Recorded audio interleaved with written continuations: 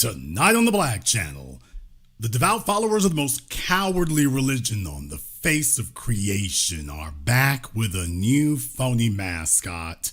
Not a good look. The Black Channel is live.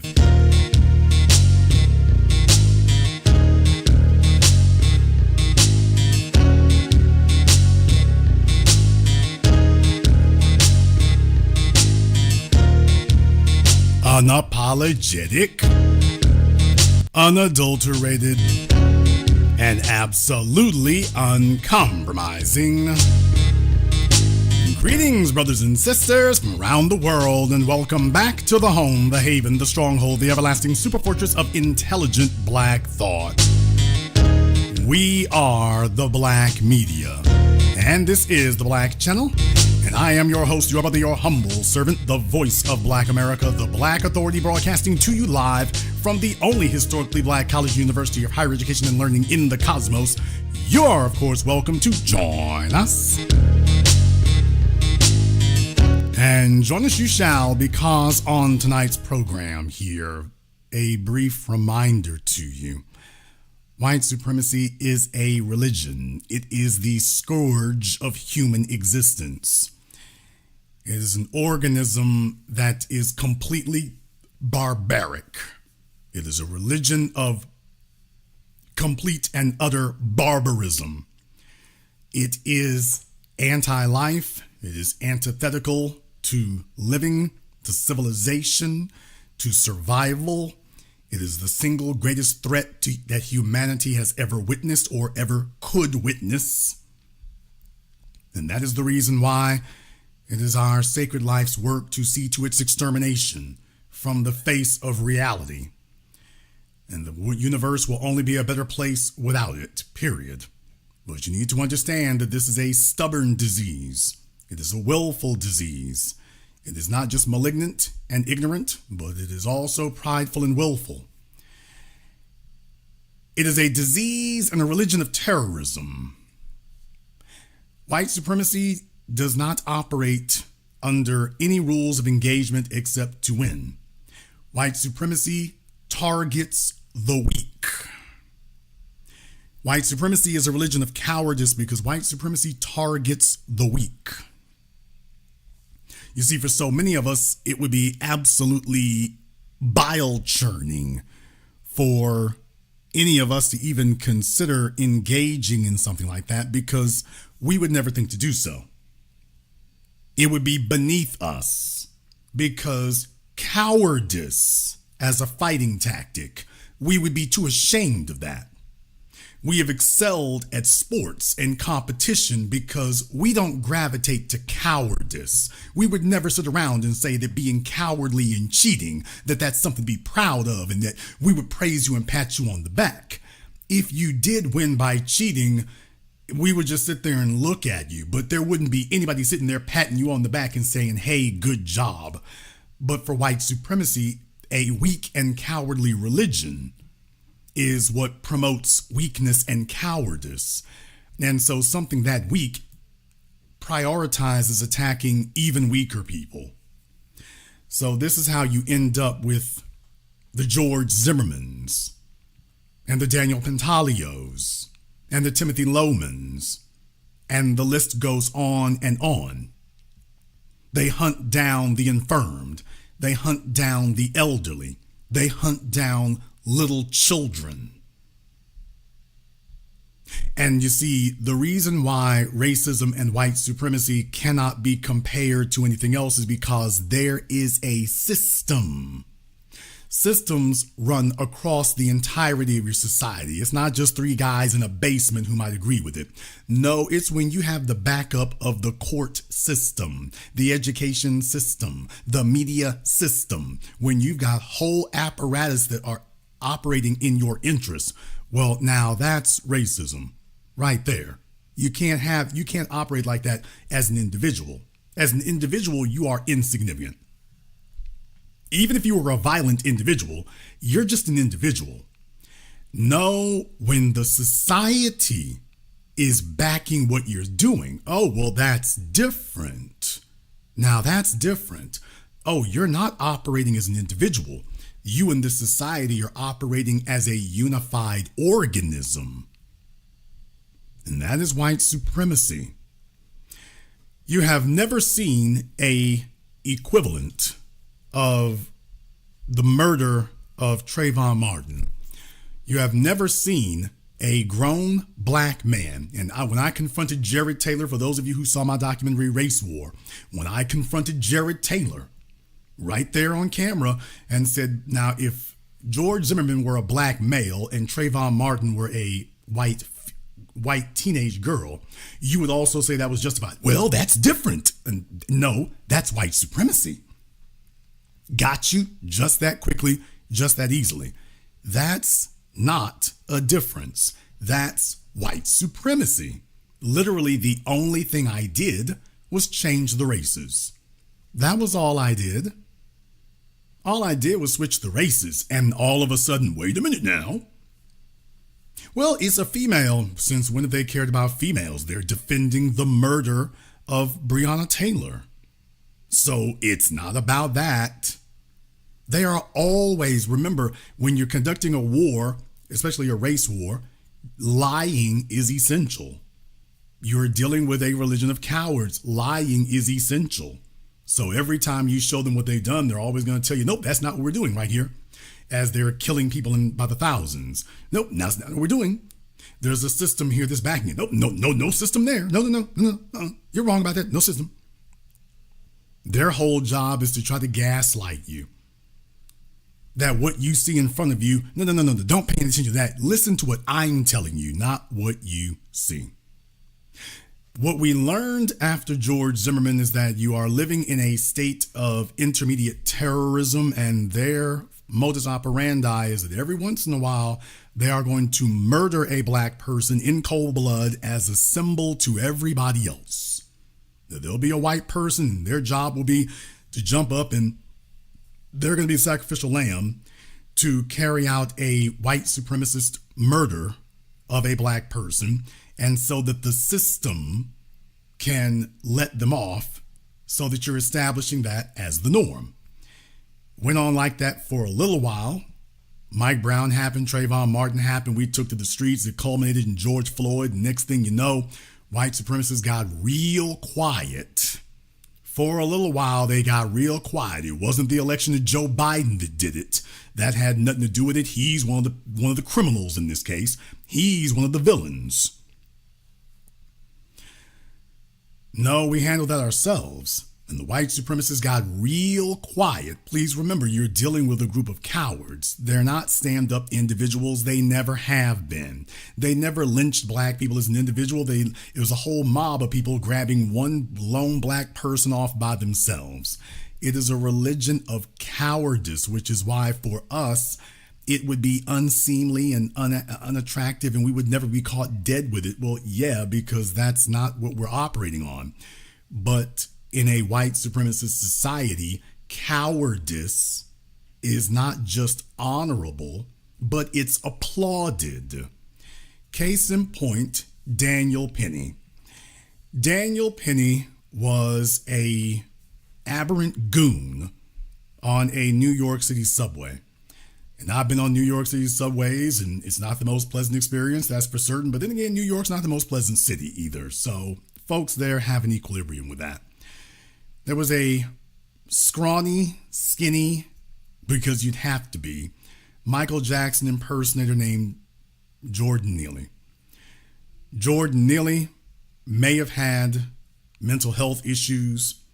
Jordan Neely may have had substance abuse issues.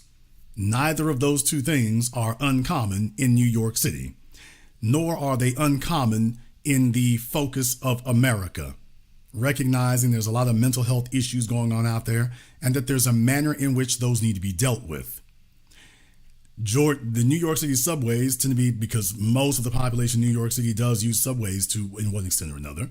So, of course, it's only going to be natural that some folks who have mental health issues will end up there as well. Understood. Some of them have caused some issues. Absolutely. No one's questioning that either. Jordan Neely was in a subway car. Jordan Neely may have been having an episode of some kind. Jordan Neely was raising his voice and yelling. And in New York City, that happens literally every minute of every day. I've been there many a moon. Jordan Neely may have been allegedly threatening some people. Once again, if you live in New York City and haven't been threatened, all I can imagine is you were comatose, okay? That's the only thing I can imagine. I didn't say that it's warranted. I did not say it's acceptable. I'm just saying these are the circumstances that people are telling you are exceptional in New York City. So what you're trying to tell me is that New York City, the city of brotherly shove, no, not Philadelphia, New York. New York City is a place where people will not move out of your way when you walk down the sidewalk. I've got it on video. New York City, a place that is world renowned for its lack of compassion for its fellow man in regular, normal, daily discourse. People, they honk the horns at you in New York when the light is red. What? In New York City, I've been there many a moon. People are honking the horn when the light is red in New York. I didn't say when it's green. I said when the light is red. They're honking the horn at you in New York City. So please miss me with your fork-tongued, two-faced lying, trying to pretend as if this is some small General Mayberry town in America somewhere where they help little old ladies cross the street. They just declared that jaywalking is no longer a crime in New York. Damn! They just declared that jaywalking was no longer a crime. You know why? Because jaywalking is a way of life in New York. They didn't do it because it's not an issue. They did it because it's a way of life. Bicycle lanes, people were doing that before they put down lanes. It's just the lanes were just a pathetic attempt at trying to standardize it. Please. In New York City, I have seen everything from motorcycles, motorbikes, bicycles, horse-drawn carriages, scooters in the street. I'm not talking about on the sidewalk, going down the street, people. This is New York. This is New York. And now somebody is trying to convince you that they have southern small town values of courtesy and etiquette in New York City. And the people in New York are listening to me right now like, what the hell are you trying to pull? There's not a single person in New York who this is the world that they live in. But if you listen to Fox News and the Fox Nazis, then all of a sudden they have you believing that New York is a nice, polite, etiquette small town in Idaho somewhere. So Jordan Neely, who had mental health issues, may have had substance abuse issues, and was on the subway in New York City. Far from an anomaly. May he have been using some threatening language? Absolutely. But there are two things that we know with certainty that everyone has confirmed.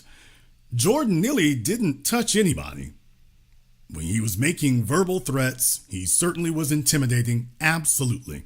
But first and foremost, he hadn't sat up here and grabbed somebody and wailing on them or whatever. He was certainly making a nuisance of himself, absolutely. But he didn't assault anybody. There's only one assailant here, Daniel Penny. Daniel Penny is the only assailant, just him. Now, if you listen to the white supremacist news media, looking at all y'all over there, Fox, if you listen to them, you would think that Jordan Neely had hurt somebody. But in reality, no, he didn't. He didn't hurt anyone. He didn't touch anyone. Daniel Penny is the only person who touched anybody or hurt anybody. Just him. That's why he's on trial. Now, that's the first thing that we know for certain. Here's the second thing we know for certain.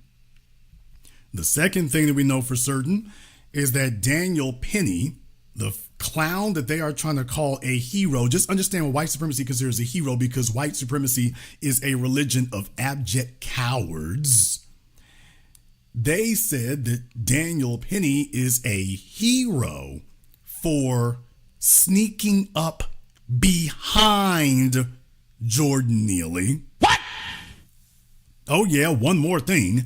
Daniel Penny was so heroic that a little scrawny, soaking wet Michael Jackson imitator who was out muscled, outweighed, and outdone on every single level, and Daniel Penny, a alleged former Marine, why he's such a manly man that a scrawny, skinny, unarmed Michael Jackson impersonator, he didn't even have the courage to walk up to him face to face. He had to wait. He sat there and waited. He was so worried about the other people on the subway that he didn't get up or do anything until Jordan Neely's back was turned for the 7th or 8th time. It was only when Jordan Neely turned his back that Daniel the Coward Penny, Daniel the Pansy Penny, snuck up on a scrawny, unarmed male in an ambush killing and strangled him to death. Now, those are the events of what happened.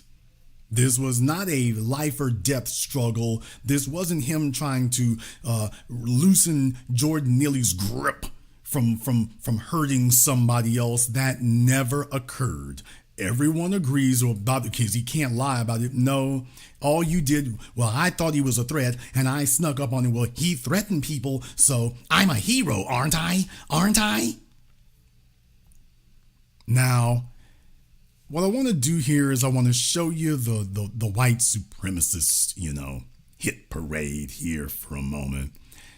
You get over here and you see Fox News, so of course they're always going to be standing up for the bad guys.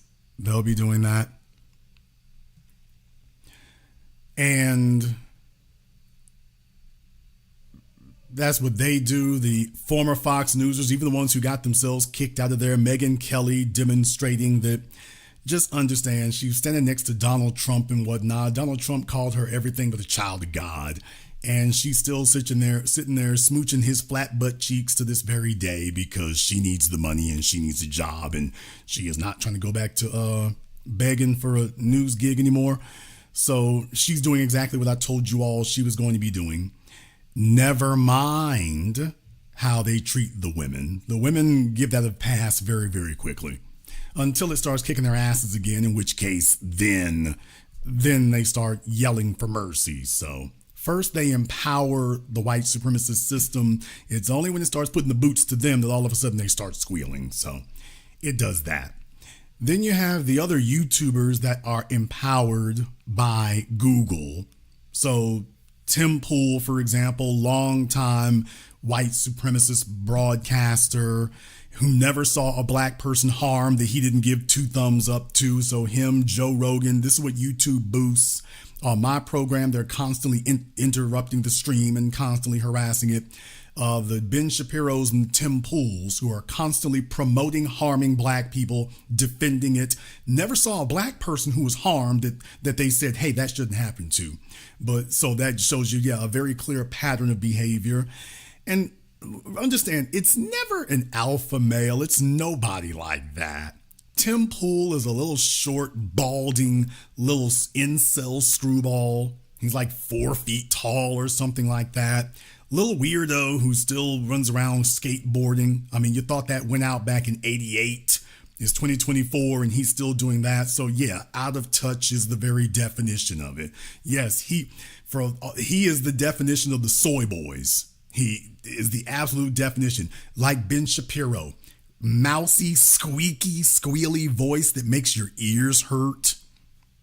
These guys are all the same. The Quartering, Ben Shapiro, Tim Pool. They're all these little screechy, squealy voices. I think Tim claims to be part Asian. So Tim is sitting up here squealing. These guys are always little sissified mama's boys and little soy girls in drag. And these are the guys who are trying to tell you what a hero is. So I'm like, okay, consider the source. So I just want you to understand that. They boost these kind of things because this is who runs YouTube. It's not accidental. It's not hard work. He didn't hack an algorithm. He's a white supremacist. The white supremacists get signal boosted on the internet because when the real message comes through from black folk who are not bought off and paid off by the system, then things change across the board. You cannot empower Jason Black in the Black channel and retain the status quo. You empower us and the status quo goes down in flames.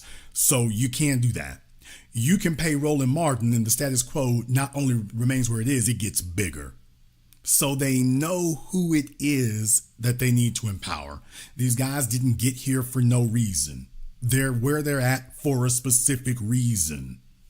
Everyone knows they're racist. Everyone knows what they do. They're notorious for it. And YouTube and everybody else sits there and wink, wink, ha, ha. While everybody's looking at Elon Musk, by the way, Google, Facebook, the rest of them, they're right there with it.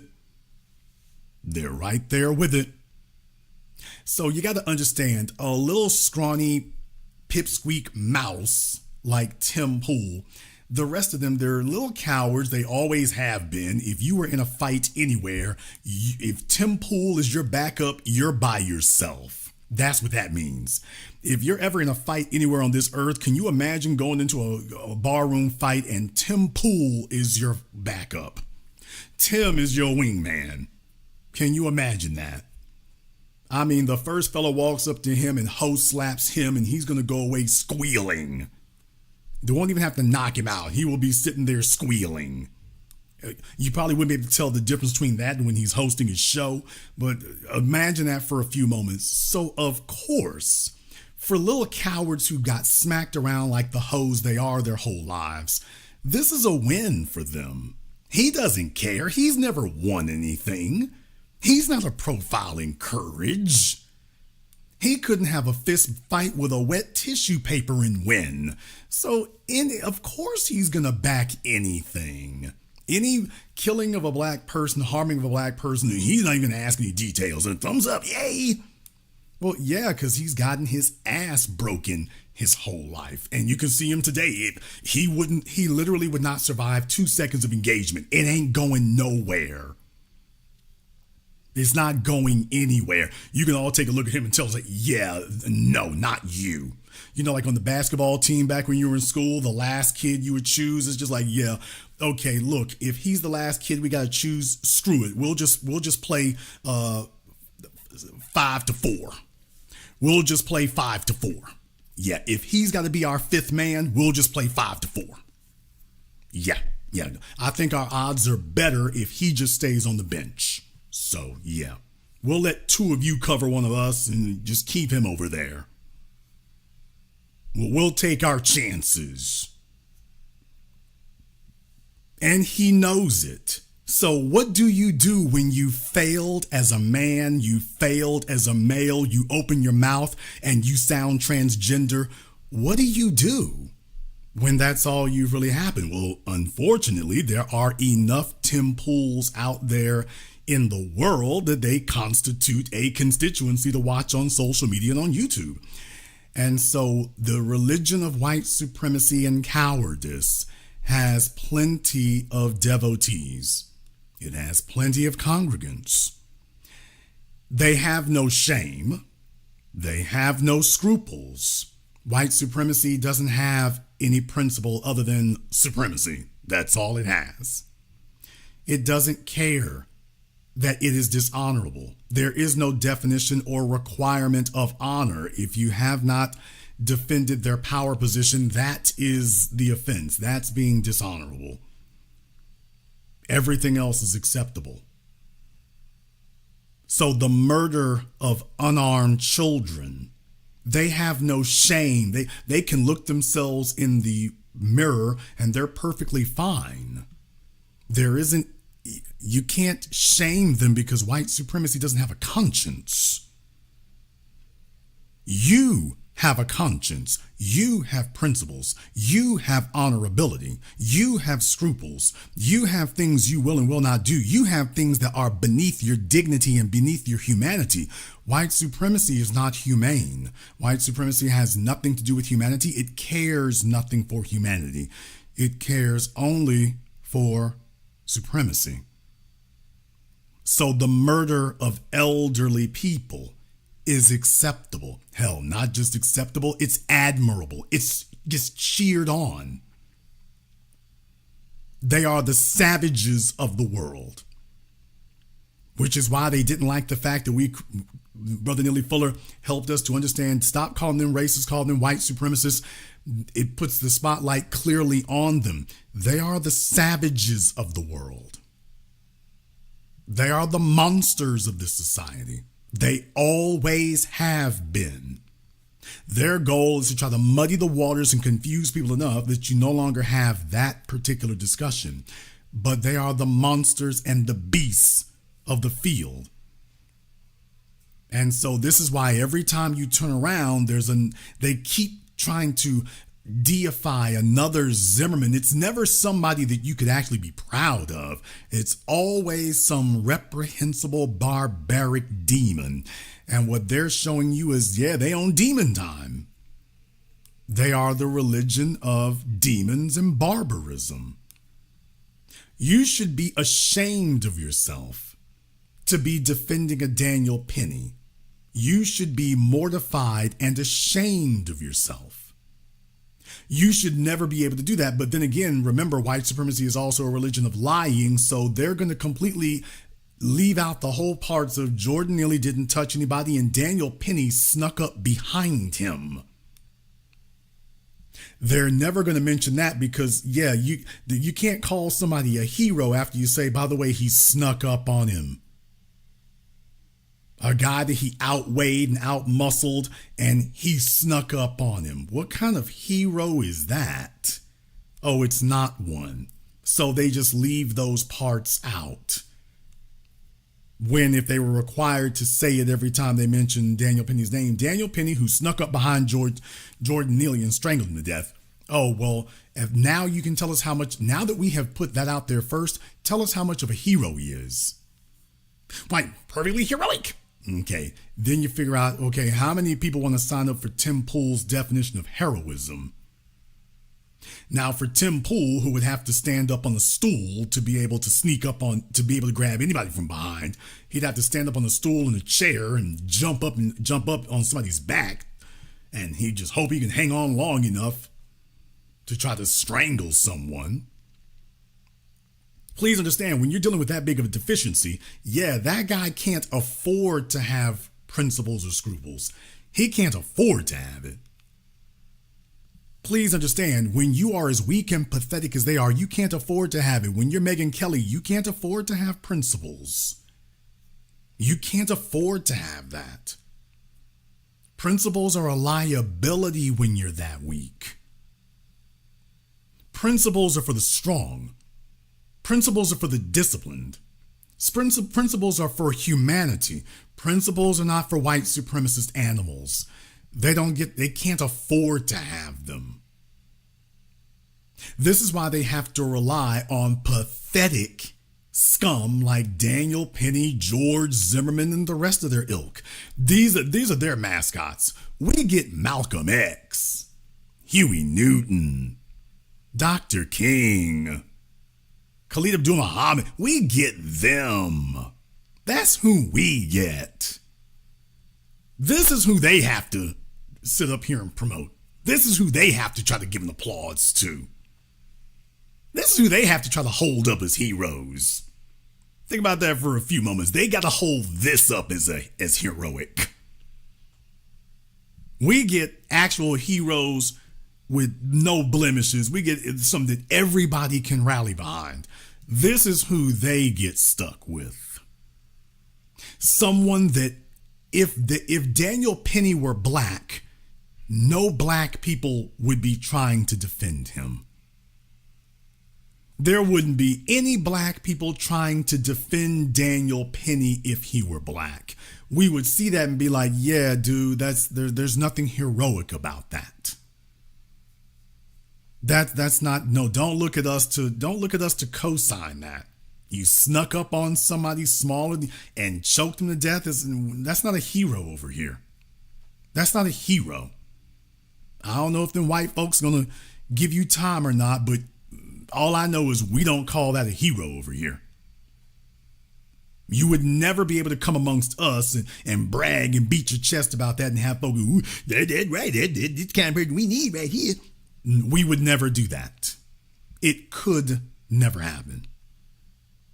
It would never happen, and it could never happen. Which is why you can't name a black equivalent of George Zimmerman or Daniel Pantaleo or Daniel Penny or any of the others. You can't name a black equivalent of it because you've never seen it, because we would never co-sign it or stand behind it. This is why we can keep up naming off this list of white supremacists and suspected white supremacists. We can name off a list of them. You can't name a single example of that among black folk. You can't name a single one. Because we would never uphold it, and we never have.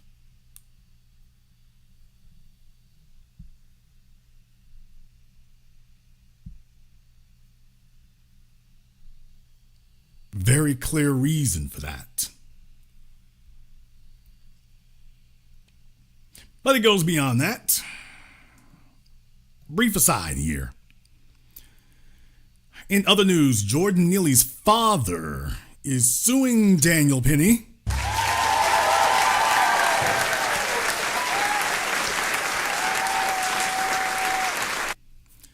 Yeah, there's some folks who are real worried there, because it's like, okay, then if you've been contributing money to Daniel Penny, you might be giving money to the Jordan Neely Fund. So, by the way, y'all can go ahead and give it on up there and whatnot. If you want to go ahead and finance his payout, y'all didn't give enough to Alex Jones. You didn't give enough to help him. So maybe you can go ahead and get your weight up here so you can go ahead and help pay this one off for him.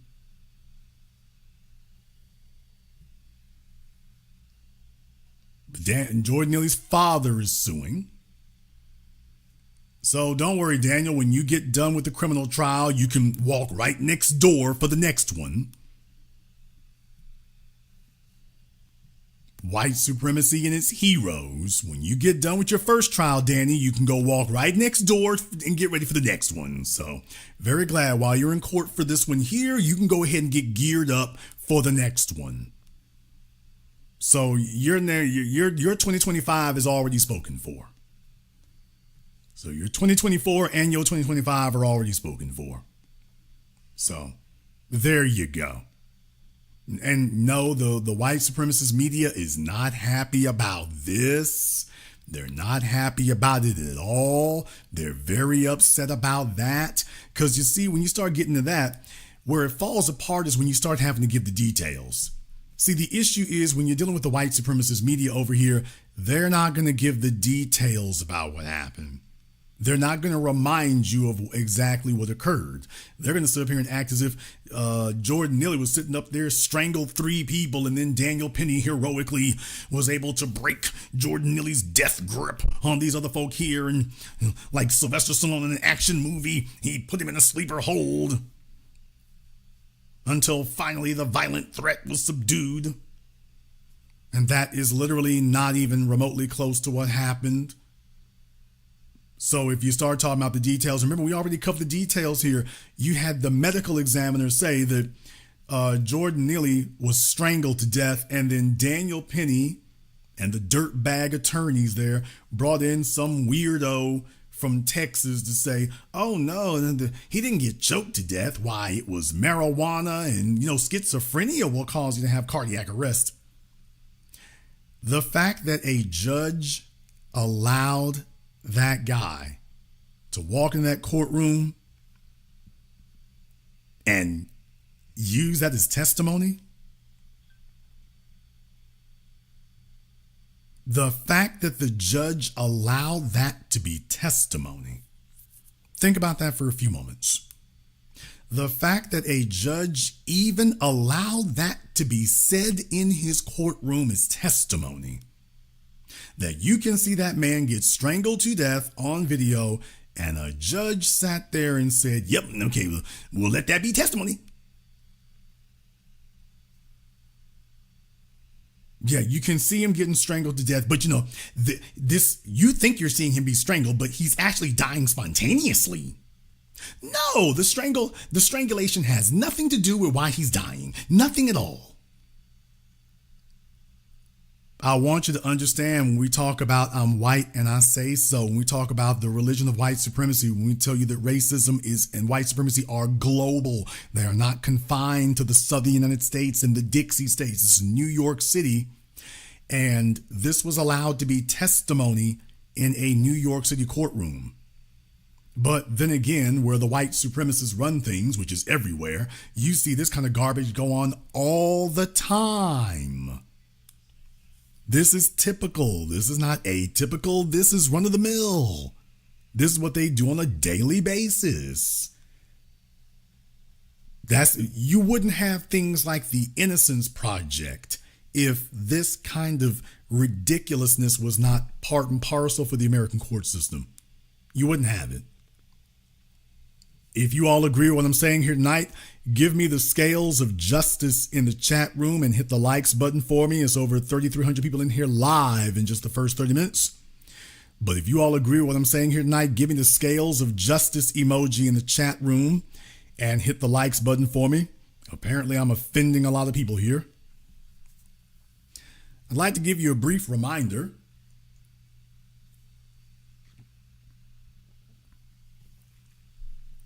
Let me give you a brief reminder.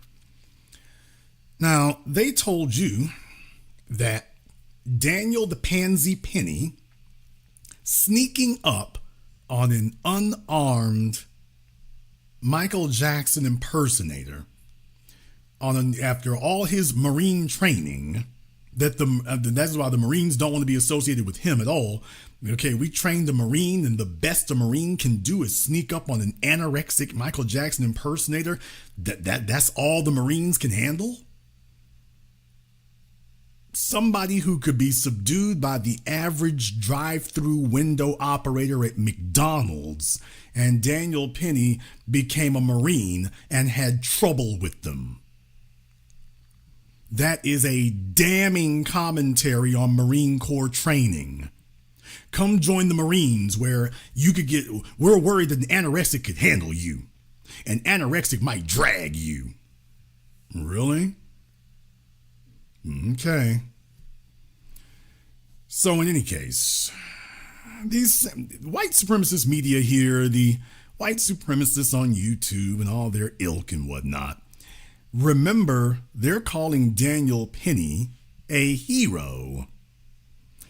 Because remember, white supremacy is about taking what is a laughable joke and trying to hold it up as being serious, and taking what is serious and then saying it's a joke, when in reality it was serious the whole time. So white supremacy itself is a meme. Now the problem is it's dangerous because it has power. But other than that, it's a meme. But you know who they don't want to talk about? Let's talk about somebody here who really defended people from a threat. Let's talk about Lieutenant Michael Byrd on January 6, 2021.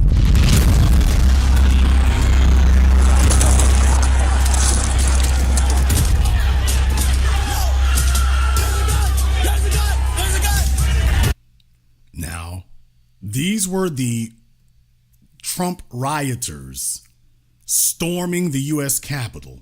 No one would let them in up here. Nobody was opening doors. These are chairs to barricade this. They didn't think they had permission to come through here. Please tell me anybody who's been to the Capitol building and thinks you have permission to smash in the windows. So what you're telling me is that these individuals here think they have permission to smash the windows and smash the doors. Tucker Carlson, white supremacist fiend, said that these folks thought they had permission they were let in. And then, hey, Tucker, tell me, at what point are they being given permission to be here? At what point, where's the permission being given? The doors are locked. They're smashing in the doors. Is that what you do if you're not able to open a door at the Capitol building? So the proper thing to do, the acceptable thing to do at the Capitol building is if doors are locked and there are chairs on the other side and other folks are pointing guns, you're supposed to, obviously the proper thing to do is smash in the doors. break the windows and smash the doors. People, white supremacy is a religion of cowards and liars of a level that you simply can't imagine. They are liars on a diabolical level. They revel in their evil.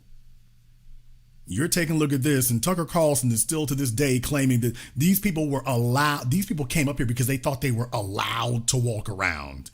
So you got to understand, Tucker, another mealy-mouthed, mousy-voiced liar. Tim Pool, Tucker Carlson, Ben Shapiro, all of them squeaky, whiny voices, all of them white supremacist males, all of them, if they ever got into a physical altercation anywhere on this planet, they would be the first one wiggling their butt cheeks and putting on a G-string to see if they could perform sexual favors to get out of this physical confrontation. If you're in a fist fight and Tucker Carlson is your backup, all I can say is you might as well curl up in the fetal position on the ground now and just start taking your beating.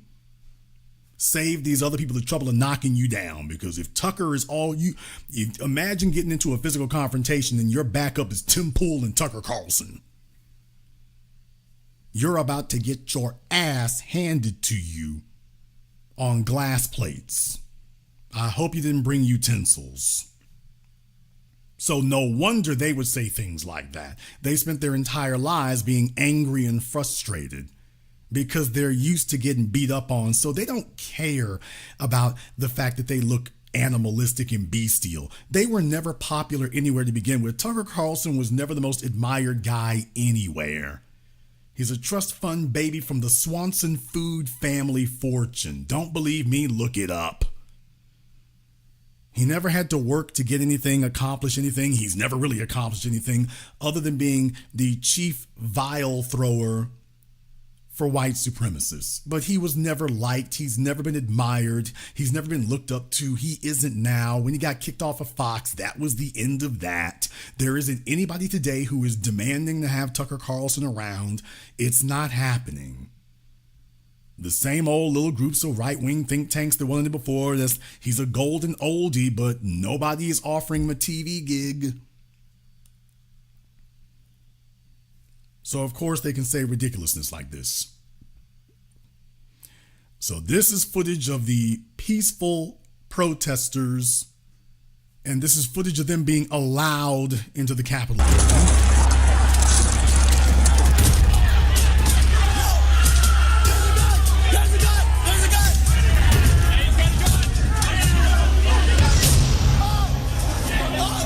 Now, this is Ashli Babbitt. That's Ashli Babbitt up here. This is Ashli Babbitt up here with her backpack crashing through the window there. You'd already seen the officer, Lieutenant Michael Byrd had his gun out. This is her. Now, they were telling you that they're allowing her in.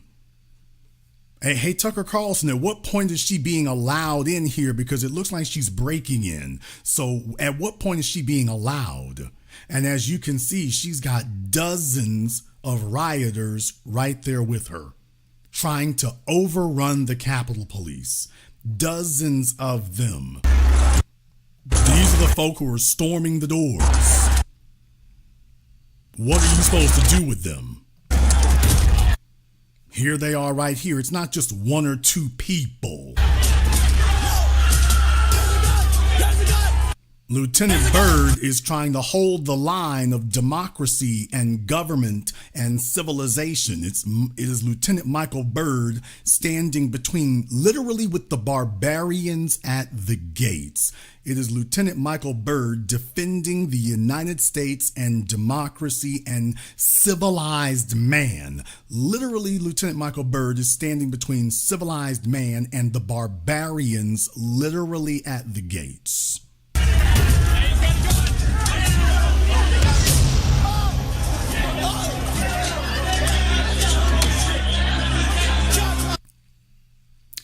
And that was what happened to Ashli Babbitt because she did not comply. Now, you can see that before they even broke that door down, people acknowledged he's got a gun. She knew this and she was willing to test it anyway. Now, there are some folk who will say,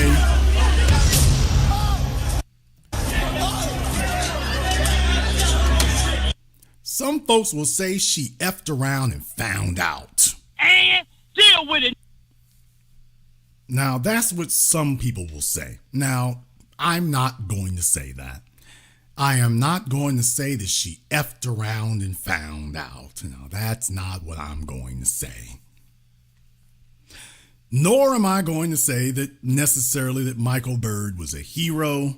Certainly he performed heroic actions on that day simply by mathematics.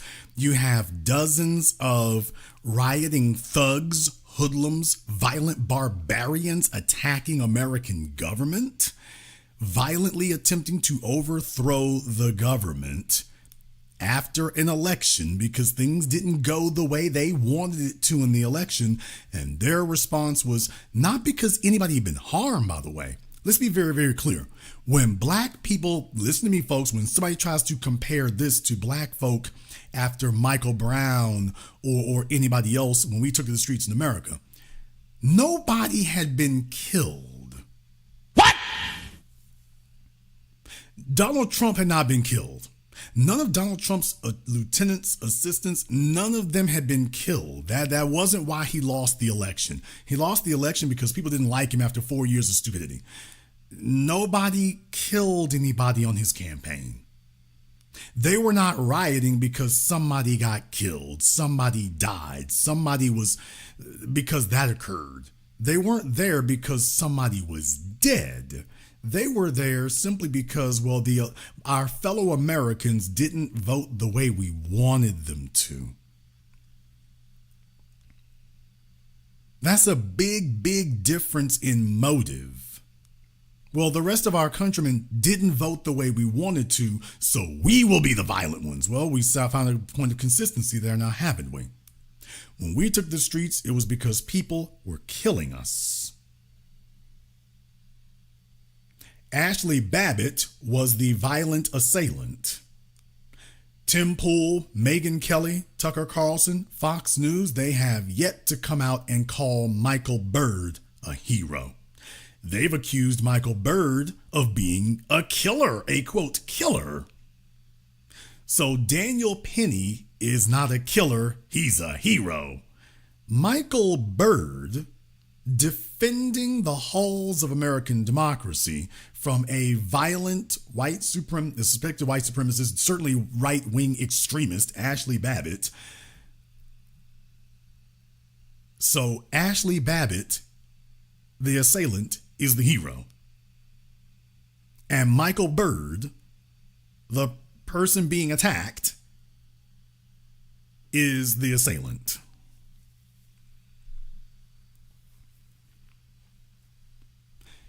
This is white supremacy. I don't tell you this because I want you to reason with them. I don't tell you this because I want you to argue with them. I tell you this simply to remind you that this is why we do not attempt to reason with them. We do not argue with them. We don't do any of that. They're not stupid. They know full damn well they saw this exactly like you and I did. They see the same thing you and I do. The real thing is when they're going to characterize it to you as, well, that's okay when we do it, which is the only part of it being, if they were actually saying that, they'd be truthful, which they will not say. They're going to tell you that what you see isn't really what you see. There's a gun! There's a gun!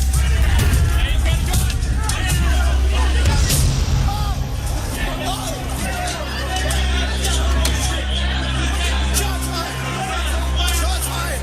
A lady was just shot. She might be dying right now. 35-year-old Air Force veteran and QAnon supporter Ashli Babbitt was shot by a Capitol Police officer. Isn't that amazing? The white media, do you hear that? Air Force veteran. When you're white, they try to give you an accolade to humanize you first. All of a sudden, you're an Air Force veteran.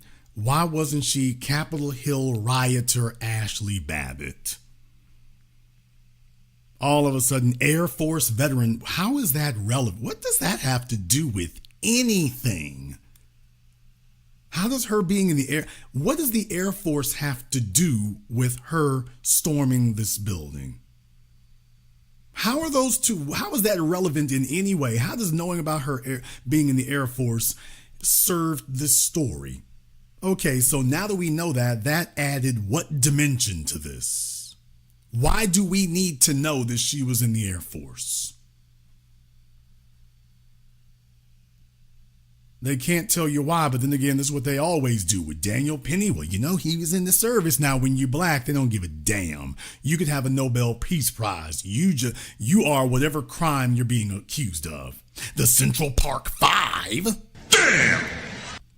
Remember? When you're black, you're the crime. When you're black, there are no platitudes, no accolades, there are no titles you get. The only title you get is the crime. But when you're white, oh, wait a minute now, wait a minute. You notice that it doesn't matter whether it's right-wing media or so-called left-wing media, the same thing. Babbitt was shot by a Capitol police officer, year-old Air Force veteran and She might be dying right now. 35-year-old Air Force veteran and QAnon supporter Ashli Babbitt was shot by a Capitol police officer. In her last moments of life, Babbitt was seen trying to force her way through a window that would give her closer access to the House chambers in the United States Capitol. In the wake of the riots, some on social media call her a hero and a martyr. You deserve answers and you deserve justice. Called her a hero and a martyr. How? Hello, Miss Asian. There's an Asian female here who wants you to know she's Trump 2020 and that Ashli Babbitt was a protester because a protester storms buildings. Okay. Alrighty there. Okay. But Daniel Penny... So Michael Byrd is not a hero, but Daniel Penny is? Okay, the only similarities I see are race. That's the only thing I see similar. Let's be clear, people. Let's be clear about this. If Daniel Penny were a black male and Jordan Neely were a white female, would they be doing the same thing? Would they be acting the same way? Would they be pretending? Would they be so shameless to do this? Absolutely not. Well, Jason, how in the world can they do this and not be absolutely dripping in disgust? Because this is the wretched, putrid, horrid, dirty, grimy, filthy business of race war. White supremacists are pathetic cowards, both male and female. They are a pathetic, cowardly lot, and they are engaged in a race war. And they do not have the luxury of having decency or scruples because they see themselves in a race war. So a race war that they're losing. And the first thing that they would have to do is they would have to figure out how they're going to be more demonic to win. They've been losing it. They've been losing it for a while. And they found out after George Floyd that in reality they've already lost.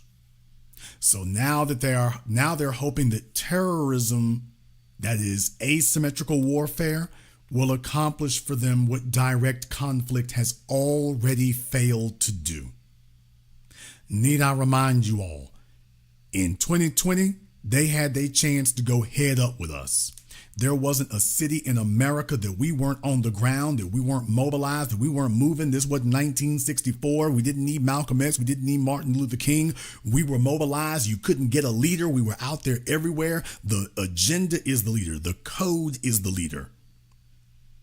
And we were mobilized, and hell, we ran off the clergy. Al Sharpton had no influence and no sway. They realized, we'll be damned, this is black culture today. And they could have got it anywhere in America. We wasn't hiding anywhere. There were plenty of places to come and get it.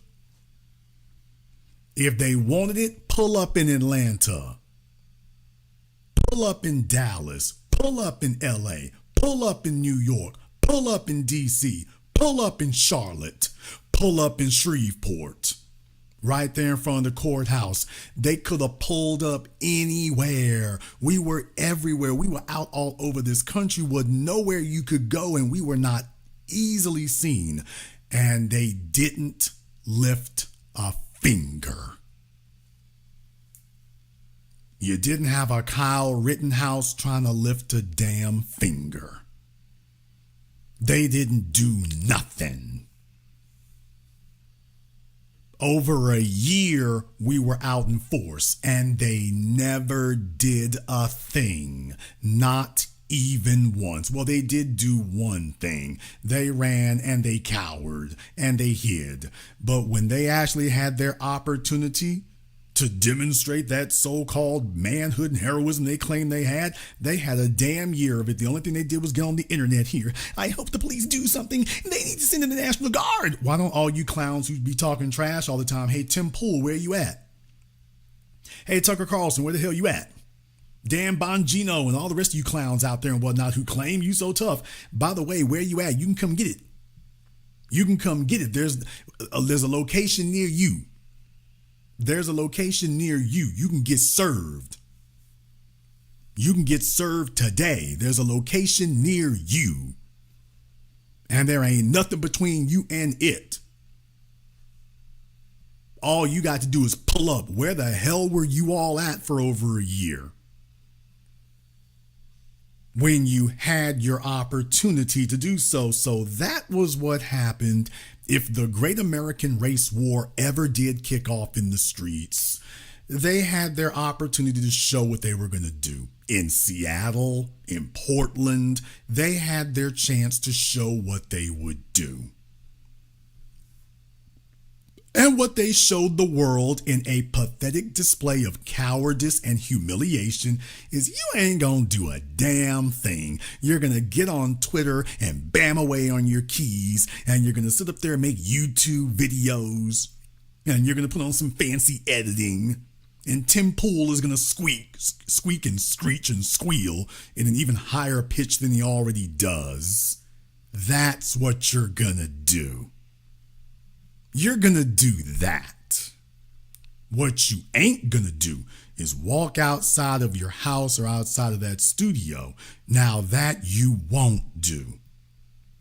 The most you'll do is see if you can get something delivered from Whole Foods. But what you will not do is walk that street and actually try to hold the line. Now that you won't do.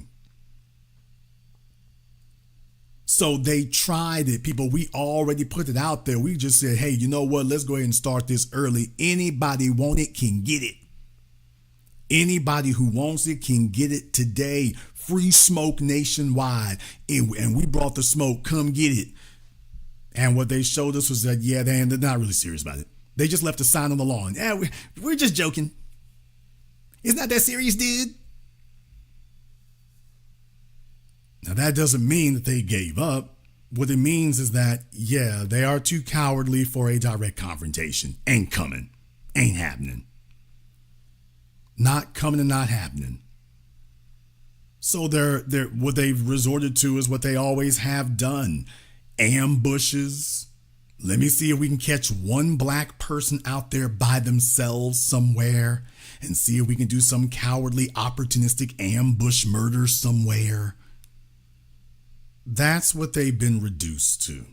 But then again, I say reduced. This is what they've always done. But this is what they've been reduced to. This is what qualifies as a hero in white supremacist society. Now, that's the bad news. Here's the worst news. That there are bellwethers and clear indicators of a decline. There are bellwethers and a clear indicator of when you are in decline as a society, as a government, as an institution, as a movement. There are certain things that show that what you're doing is not indicative of strength. And this is not strength.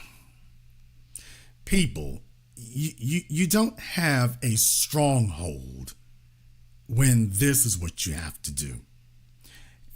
If you wake up one morning and a cowardly little murderer like Daniel Penny, this is your mascot, how the hell are you supposed to be proud of this? There's nobody sitting up here big up in Kyle Rittenhouse today.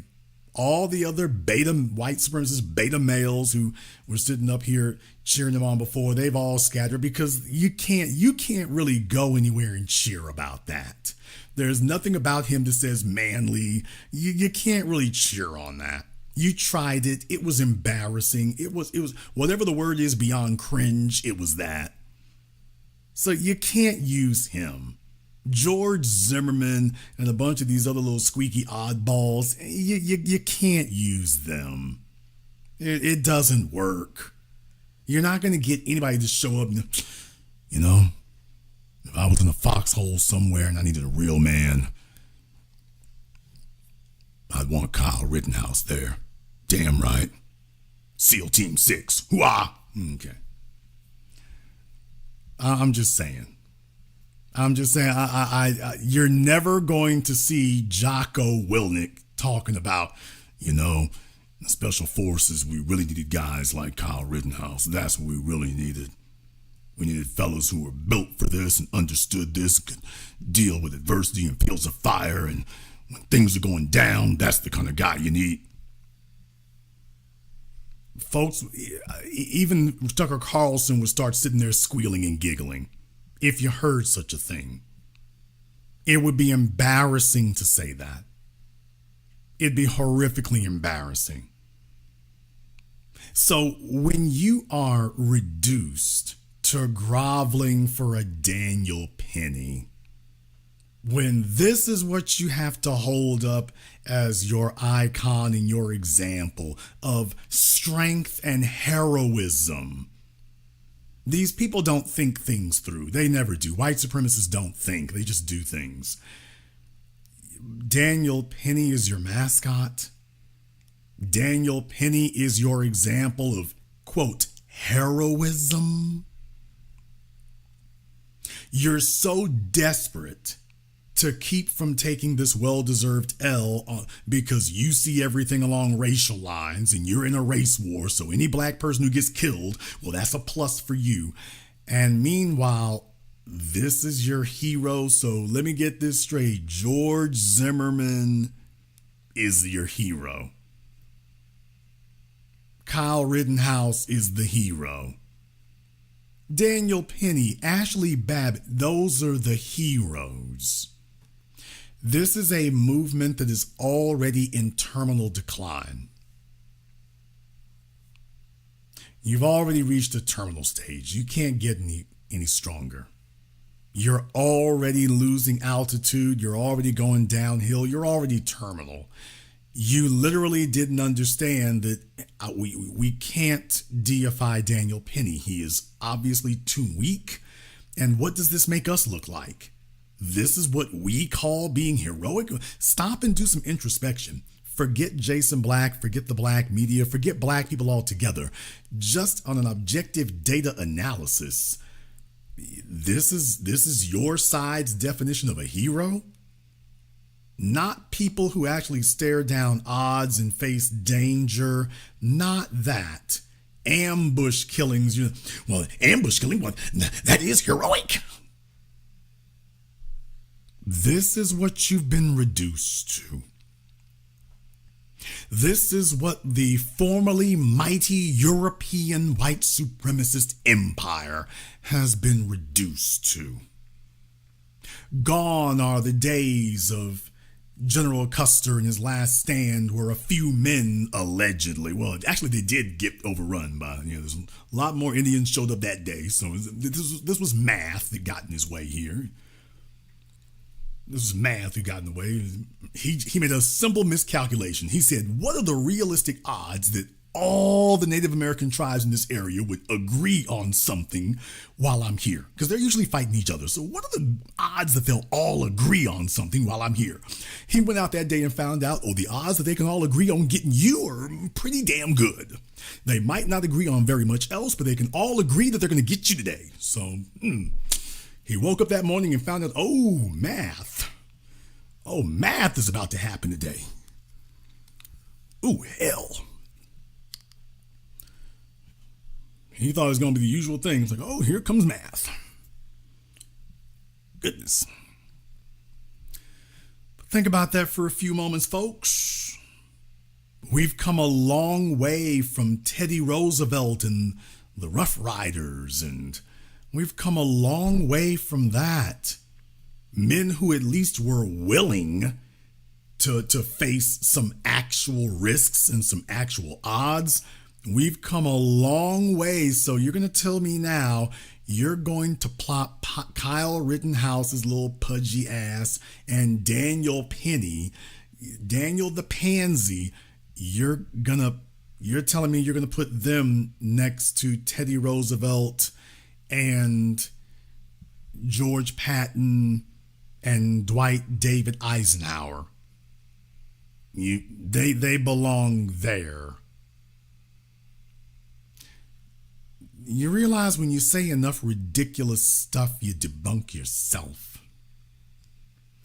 Do you realize when you say so many silly things, you start debunking yourself? When you're telling me that this is the standard of your movement, that this is what qualifies as a hero in your movement, somebody who wouldn't even qualify as a damn footnote amongst us. Amongst us, Daniel Penny wouldn't have even qualified as an insult on Instagram. He wouldn't have even merited that. But amongst you, he can be a hero? Who the hell has been dreaming all their lives of joining that?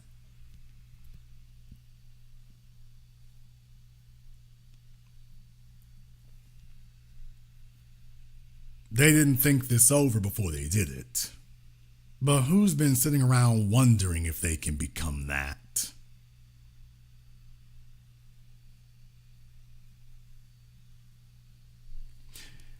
When you exist in a white supremacist bubble, you start telling yourselves that everything you do is correct and everybody agrees with us. I touched on this last week. They like to tell themselves, everybody really agrees with us. You just think they don't agree with us. They all really agree with us. No, they don't. No, they don't. And as I said, they've allowed this election to deceive them, just like every time they always do this. Rather than them do the intelligent thing, what they're going to tell themselves is, see, even the non-white people, they all really do want white supremacy, though. They really do want it. They really do understand that us running things, that's really the best way to go. So I told you last week, this is what they tell themselves. It's ridiculous. It's outrageously bizarre. It's unbelievable. But this is what they really tell themselves. They like white supremacy. All these little non-black, the black folk, they love white supremacy. They really want us running things. I mean, yeah, they complain about it, but they know that we're really the best ones to run this right here. And this is really what they do. Then they get upset when a foot gets put up their ass. When that happens, then it's like, why are they wilding out? They're all acting up over there. So the Daniel Penny case is yet another reminder that they're kind of living in their own little dream world. They're living in their own little dream world and telling themselves that it's not really like that. Yeah, it is. Yeah, it is. However, you might disagree. Therefore, we're going to go ahead and turn on the link for Zoom. And you are going to be welcome to go ahead and give us a call up here. Before we do that, I want to thank everyone, and I do mean everybody who's contributed to tonight's program on PayPal, Super Chat, Venmo, to Black Views FBA. Thank you very much for your support there. Nancy King, thank you very much here as well. Cyberdon, thank you. Kim Ann and others here. So we got some folks who gave out some subscriptions here tonight. So Black to Dev has been giving out some memberships. Appreciate that too. It is that time of year. It is the gift that keeps on giving. So we appreciate that there as well, and everybody else involved. We're going to take a very brief commercial, non-commercial break. When we come back, we'll take some of your calls and more. This is the Black Channel.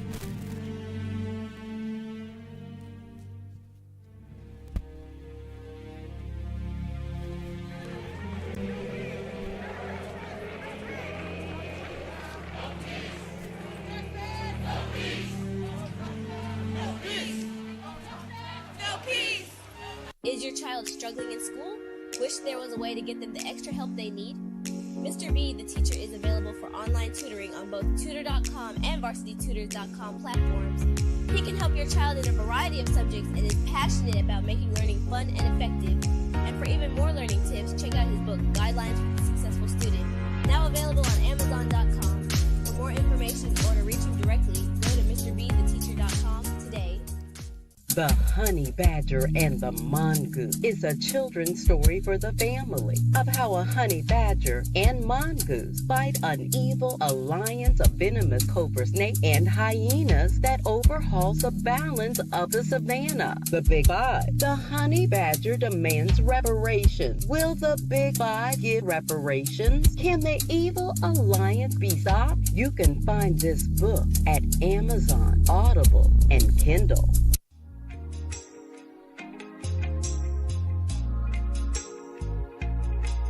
Order yours today to experience all the benefits of Ash Kickin' Body Butter. With skin so smooth and soft, you'll thank us for it. Shop Ash Kickin' online. That's ASHKICKIN.com.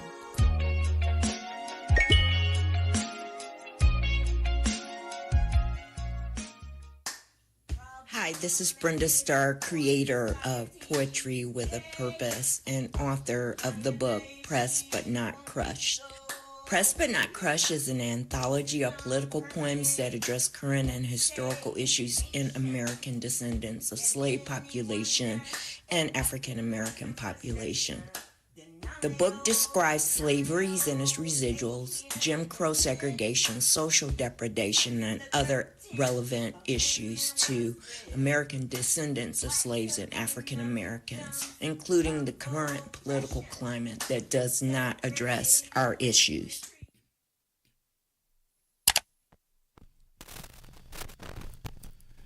This is the Black Channel. I am your host, your brother, your humble servant, the Black Authority. Very glad to be with you all here this evening. And we pinned the Zoom to the top of the chat room there. So that's available for you. Very brief aside here. There have been some issues. I know they have changed things on YouTube. So after all that time of them fighting me on monetization and this, that, and the other. So the monetization's been on for a minute here, but things have really changed with the ads. And I don't want a bunch of folks complaining about that, because if you haven't got an ad blocker by now, I don't know what you're doing with your life. I just don't.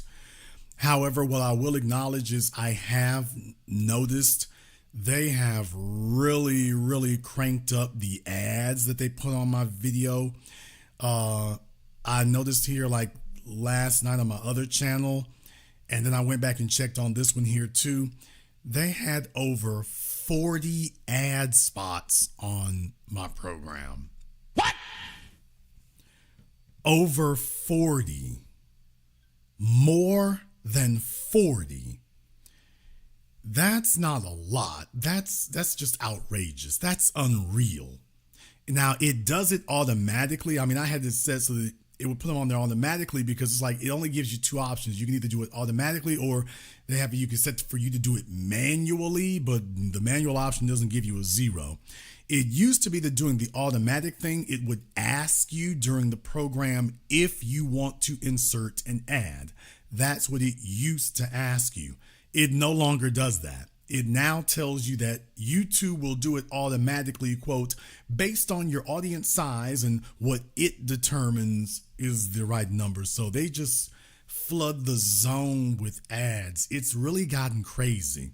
I mean, I was used to seeing it with like a dozen.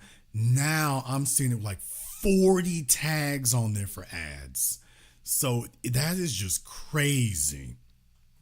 That's just insane. So what I will tell you here is that I've tried to make some adjustments that hopefully will cut down on that, because otherwise what happens is when I finish the live stream of the program, you're supposed to be able to go in the YouTube studio and see how many ad breaks it put in there automatically. The problem is what'll happen is you'll go in there and it'll tell you that information is not available yet. So it could take several hours before I can go in the YouTube studio and remove any ads it tries to put in or that it marked to put in. It could be hours and hours before I can actually get access to do that. Meanwhile, you all are it's hitting y'all with ads, but not letting me do anything. So I'm hoping I've made some changes to that. In the meantime, all I can tell you all is if you're using the YouTube app, unless you're using YouTube Premium, it has ads. Most other folks are using just a different browser. So there are other browsers and things. I don't want folks in the chat room with it, but pretty much anything other than Chrome doesn't allow that, because guess who owns Chrome? But in any case, you definitely have that as an option. So you want to go ahead and use that as well. So I'm aware of what's happening, done the best I can here, but definitely that's an option for you as well. Okay, I got folks that talking about for a year subscription. Okay. All right, some of y'all you might want to take a look at using YouTube, a different browser, folks. I mean, some folks talking about Brave, Firefox. There are browsers with built-in ad blockers. So if you're using the YouTube app, it can be convenient because you have access to all the features that you have on YouTube and stuff like that. Sometimes using the browsers, it might be a little more convoluted, but with other browsers, you can just block the ads automatically.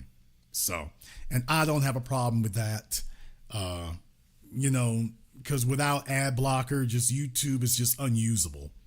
It's just so flooded with ads. It's just become unusable. It's completely unusable. So that's just my brief explanation of what's been going on. Yes, I'm aware. Yes, I've been trying to handle this best I can in this regard. YouTube is fighting over it. So they are not making it easy. They're definitely fighting over it. All right, we're going to go ahead and get over here on Zoom. Let me go ahead and see if I can get my man Michael up here on Zoom for me here.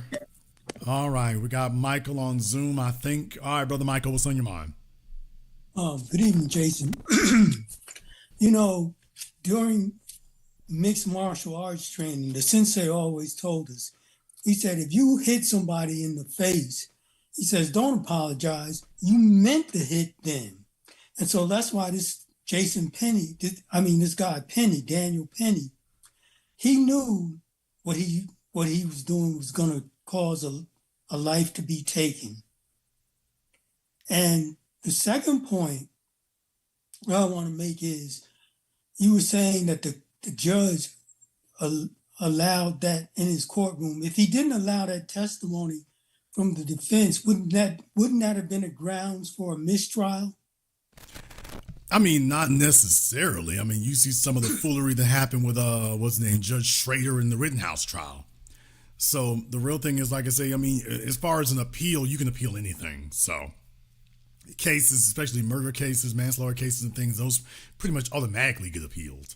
So that wouldn't have been anything to not expect. Yeah.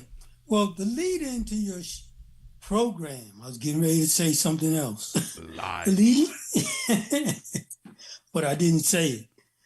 But the lead into your program starts with unapologetic, unadulterated, and uncompromising. When someone is on the wrong side of an issue and takes that stance, they're immutable. And if I'm not talking about you, I'm talking about the white supremacists. Those characteristics apply to them. And when you're on the wrong side of an issue, those characteristics are immutable. And if they're immutable, then that means that the person who adopts those stances could have a God complex. And if that person has a God complex, they could be a narcissist. And that's a character flaw. I mean, look, white supremacy is a narcissistic cultural practice. It is based on that idea. It's based on that principle. That's why Dr. John Henry Clark said that Europeans understand the necessity of having a fable and having a narrative, even if it's not true, even if it's completely fabricated. They know the power of doing that. So that's why I tell you, I gave you all the education about that before. We talk about things like Thor. Do you think the ancient Nordics believed that there was a man who had lightning and a hammer? No, they didn't think that literally, but they understood that it symbolized something. It symbolized an idea that ideally this is how they see themselves. That even if they can't physically do that, ideally that's the way they see themselves. And that then justifies however they treat you. We're gods and you're not. Even if we are not able to do the things we say we can do, even if you are able to do more than us, even if all these physical things we claim we could do, we can't do them and you actually can. You can do all those physical things that we can't do. We're still gods because we're white and we say so. So at its root, white supremacy is a narcissistic cultural system by definition. Yeah, and my final point is Dr. John Henry Clark and Dr. Claude Anderson. Dr. Clark talked about that Black people should have a centralized government, and Dr. Claude Anderson, talked about building economic institutions. I think right now, as foundational Black Americans, we're at the juncture now where we need to start adhering, at least in some way, shape, or form, to those two concepts. I don't know what's keeping us from doing it. We know what to do. We just don't know how to articulate it. And when you take a look at some of these other groups here, Italians, remember, I read his book, Underboss, the story of Samuel Gravano. It talked about the day that he flipped on John Gotti and called the feds in. The federal agents said that when they met him in that parking garage at the prison, I think it was, they said his first words to us were, "I want to change governments." And they said that this was the first time that they had realized that this was how the mafia sees itself, that it sees itself as a government operating inside the United States. Well, that's the way it's always been. But guess what? It's the same thing in Asian society. That's why there is a Chinatown. That's why the Yakuza operates in America just like it does in China. So when you talk about us having a government, brother, if we're on code, that is a government. If you get us enough people on code, that right there is exactly what you're talking about. Asians may be using the same currency. They're living in New York City, but nobody really sees them as part of being that government. They're sitting right there. Same thing with the Arabs. So you got that. If you got folk on code, you got it right there. Well, I was thinking more structured, like going by Robert's Rules of Order, something like that. Something, really like the Black Panthers when they had that breakfast program for children, something, along that line, giving people something that they can feel, something tangible. Being on code, sure, that's great. But I think when you were talking about earlier, you were saying that the Caucasians are, barbarians. There's an old Eastern saying, the only thing that keeps us safe from the barbarians is knowledge. And we need to take knowledge and we need to be able to articulate it. Because a lot of times people come on your program and they say, "Thank you, Jason, for opening my eyes, for this, that, and the other." But before Jason came on the scene, there were Black scholars telling us what way to go, telling us what to do. Jason is part of that, part of that. But long before Jason came on the scene, we had people telling us what to do. So I applaud you for what you do, brother. When you come to, for example, the Black Panthers, they weren't using pesos, they were using dollars. They were giving out free lunches in America. They weren't giving them out, I know they may have been doing it outside of America actually, but Definitely, that's the power of being on code. That is tangible. The real thing is when you are on code, when you're working in that manner, being on code is not just intangibles. Being on code is not just we all agree on something. No, it's about being in unison and doing things, concrete, tangible things. So it's not just about having a common belief system and it stops at what you believe. If what you believe does not also have action behind it, then yeah, that's useless. Thank you very much for giving us a call tonight. Tonight we're talking about the mascots for white supremacist cowardice. And probably the newest mascot that they've adopted is Daniel Penny, an exercise in absolute failure. If this is the best you can do, and this is the best that they can do, if this is what you are left with, yeah, no wonder. You know that you are a movement in decline. You know that you are a movement that has lost. When of all the things you need to be able to count on, you have to drag out Daniel Penny. That this is it, a cowardly sneak up behind an anorexic, mentally ill man and strangle him to death. This is what qualifies as a hero. Not someone who could handle 5 grown men at the same time. That's not a hero. Not somebody who could handle a knife-wielding maniac. Not that. This is what you all are. They don't understand that they're already weak. They are already weak and so easily dominated, especially hand to hand. And by telling others that, well, this is the standard for heroes here. You got to understand failures don't recognize how bad they look. They're so used to failing and looking stupid, they don't mind looking dumb. Then they go out in public and go say it openly. No, they don't have a clue. All right, let me go ahead and jump over here on Zoom. I got Brother Elijah over here on Zoom. What's on your mind, brother? Hey, good evening, big brother, or good morning, and good morning from where I'm. Brother, I got a question. I was really thinking about it because you named this. Yeah, Brother Elijah is over there in Turkey he's getting that edge done, y'all. I got to say it. Brother Elijah's over there in Turkey, y'all. He said he gonna take that little old money that he tricked. I gave him from Disney, that Disney stock recommendation money I gave him. He said, Jason, you're gonna be proud of me, Jason. I ain't tricking it off on hoes.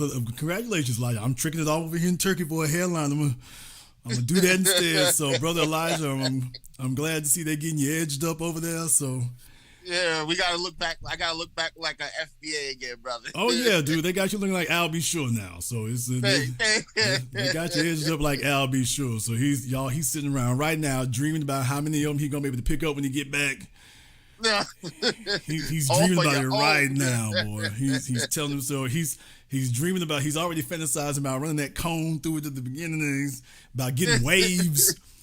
He's already fantasizing about what it's going to be like to have waves for the first time in 20 years. He's just you ain't gonna be able to tell him nothing, y'all. He's gonna be walking down the streets of New York naked. He just like, I ain't gotta wear no clothes. I got an edge now. I ain't even gotta wear no clothes no more. Just I got an edge. Why do I need drawers? I got an edge. So it's just he's imagining all the females falling at his feet for the edge. So it's just he's on cloud 9, y'all. He's on cloud 9 right now.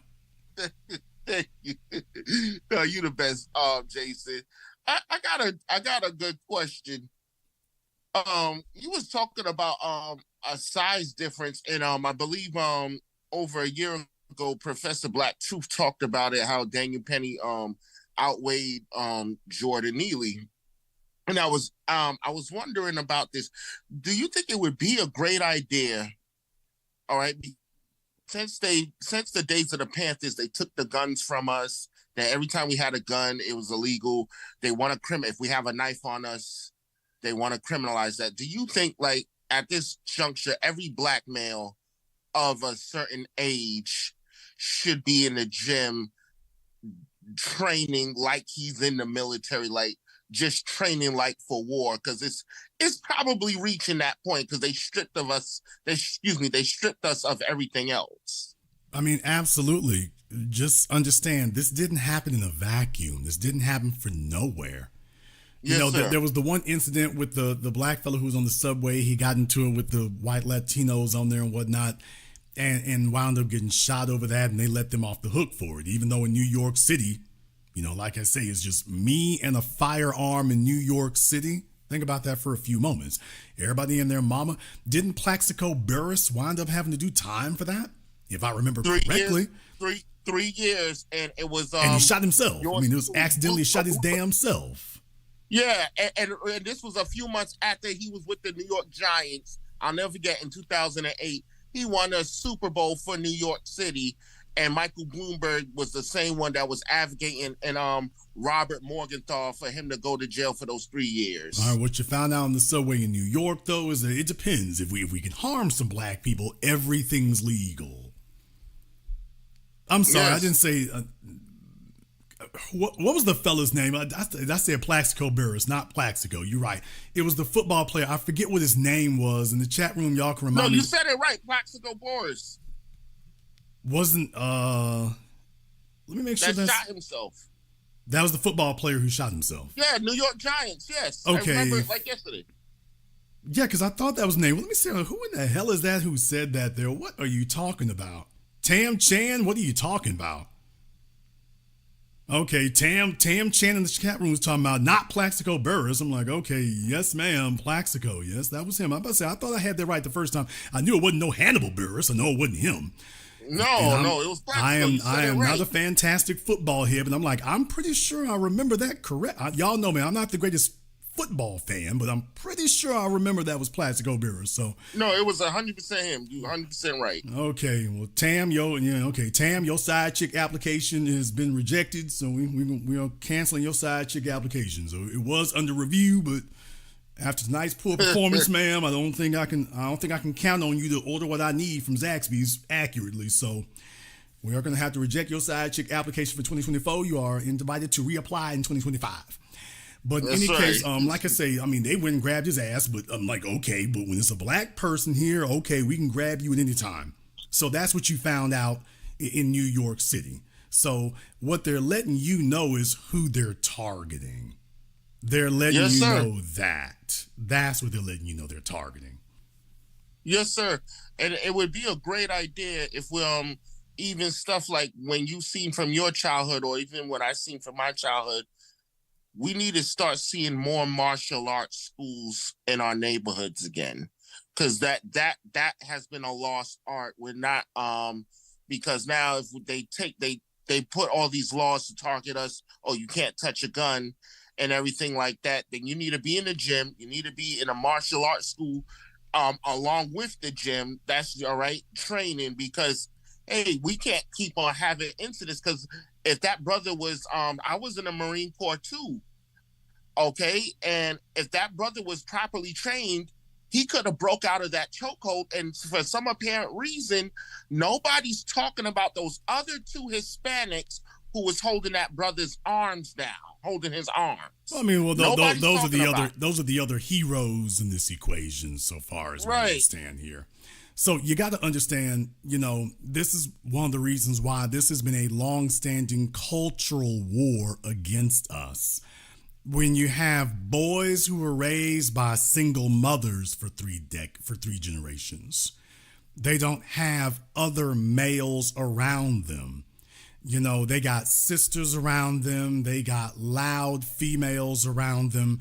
They don't have disciplined men around them. Disciplined males around them who make sure that they are sharp for the environment that they're in. That's one of the first things that happens when you get off the bus going to prison. That's the first thing that happens. That's not a day 5 thing. That's a day 1 thing. Once you get off the bus, it is immediately off to go to work. So we used to have that for boys. Women can do many things for boys. They cannot teach you to be a man. A woman can do many things. A woman cannot prepare a boy to become a member of the warrior class. She can't do that. She can sit her little loud neck jerking ass down all she wants to. The bottom line is the skinniest man can slap the biggest, fattest, tallest woman on her ass and smack her flat on her back with a modicum of effort. You need a man to raise a boy into a member of the warrior class. We do things differently. When female, let me give you all an example here of what I mean. For all the ladies here, because I'm laying the game to you, get your egos out of it here, because if your grandmama didn't teach you any better and your mama didn't know any better, it's time to go ahead and praise you that. When a female is in a threatening situation, she gets louder. The reason why women get louder in threatening situations is obvious. She's trying to draw attention to herself because she recognizes that this is not a good situation. So when women are in dangerous situations, they try to draw attention to themselves in order to get help. This is not the way that men operate. When a man is in a dangerous situation, we get quiet. The reason for this is because we're thinking of life differently. We're not looking to other people to come help us.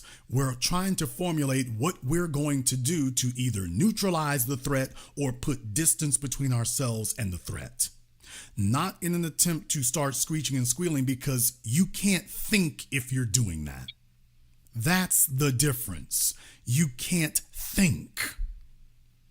When women start getting loud, by definition, she's being emotional, but she's not thinking. The only females that you've seen operate differently than that are what you were talking about, MMA fighters, women who've been trained to fight. They don't get loud. They get quiet because they've been taught by men how you deal with a dangerous situation. When you are focused, you get quiet because you're thinking. You know, I'm only going to have one chance to do this correctly, because once I move, he's going to move. So I got to make sure that my moves count. So there's a very basic difference. So you see, if I'm teaching a boy how to handle himself or to fight, the first time that I see him start crying, knock it off. Not because I'm trying to, quote, toughen you up, but because you can't be crying and thinking. You're a member of the warrior class. The people around you are depending on you to think and to have concrete solutions and come up with them instantaneously. You can't do that if you're crying, if you're bawling, if you're yelling, if you're squealing. I know you're not thinking, and I need you to stop and to think. Because you can't lead these other people if you're not thinking. Your mama never explained that to you. For most of you listening to me right now, you never heard that explanation before. Your mama didn't tell you that because that's not what she was there for, and that's not how she operates. Most of your dads didn't know how to explain that either, but they understood it. So there's the difference. Your mama didn't understand it and couldn't explain it. Your dad might not be able to explain it the way I did, but he understood it. And now you understand why when I'm dealing with a young member of the warrior class, that is different. Now, let me give you another example here. When it's time to strike somebody, females, when you take a look at females fighting, you talk about them windmilling. Here's the issue. We call it catfighting because when females are smacking on somebody, they're swinging from the elbow.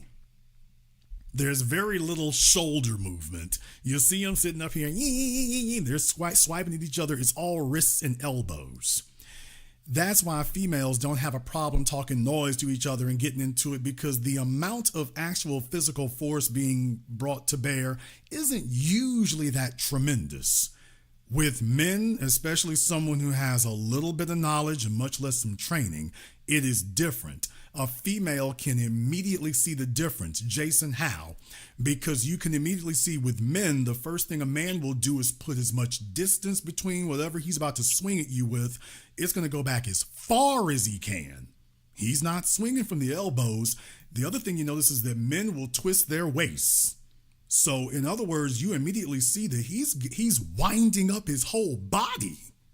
That's the whole point about when you're getting taught in boxing. They tell you to swing, pivot off your waist. You're winding your body. In other words, you're not just putting your shoulder or your elbow into it. You're putting half your torso and your frame into it. You're pulling a whole lot more torque. It's not just your fist coming at them. It's the torque of half your body coming at them. You damn right you're about to get knocked out. Because he's not just hitting you with his fist. He's hitting you literally with everything from his quadriceps to the base of his neck. That's Yes, the sir. muscle. That's the muscle zone. Mike Tyson was an expert at that. Everybody in the chat room caught that. Tyson, when he knocked out Frank Bruno with those uppercuts, Yes. Frank yes. Bruno too. But you saw he torqued everything from his waist into that uppercut. Nigga, you damn right it's about to be lights out. You damn right the night is about to be over. And my whole thing is, if I froze the camera right before halfway between Tyson throwing that punch, you would have been seeing that, wow, he's putting his whole body into this. And I don't know for certain if that hit's going to connect, but if it does, you're about to get hit with everything he's got. Yes, and sir. if you're still conscious after this, it'll be a miracle. Because he's teeing off on you with everything. He's bringing in muscle groups that you didn't know were necessary for a swing. All you're thinking about is his fist. There's a whole musculature that can power that way past your arm. Females are not taught this. Females Yes, sir. don't know this. And even if they did, they don't have as much of that to call on as we do as men. We have 50% more muscle and 50% more bone density to call on, not to mention the hormones that come into play that simply make us faster. Whatever adrenaline does for a woman, it does 5 times as much for us. 5 times Yes, as sir. much. So not only are we bigger, stronger, and faster, but we got more nitro mixed into our hormones. Yes, sir. You need a member of the warrior class to teach your son what to do with that, to teach him how to deal with that, to teach him you hit them until they stop moving, to teach him how to deal with 2 assailants at one time, to teach him how to take a punch. You don't teach your daughters to take a punch. You save your little pretty face. This is why you can't have a woman raising a boy, because those rules work for your daughters. You don't teach your daughters to get smacked in the face. That doesn't make her wife material. You teach your son, now here's what happens when you get smacked in the face. Do you see how many of these rules I'm mentioning here going down the line that the average boy today has never been told? He's just got some screaming ass thought hood rat yelling a bunch of crazy stuff at him. And the things that work for her will not work for him. This is why there's a radical difference. When you have a father and a man who've been on the subways in New York and knows how to deal with the vagrants and any opportunistic white supremacists. See, I know plenty of brothers who live in New York City and on the subways, and they're not scared to be on the subways. No. Because they know how to operate, they know how to handle themselves, they know what they're looking for. That's the difference. You send your sons out here and whatnot, unprepared, untrained, undisciplined, and then next thing you know, some little squeaky ass white supremacist cowards done snuck up on them. Yes, sir. Yes, sir. Hey, I'm not gonna hold up the program. B1 excellent. Thank you so much, big brother. All right, thank you for giving us a call tonight. Congratulations here, y'all. Brother Elijah feeling himself.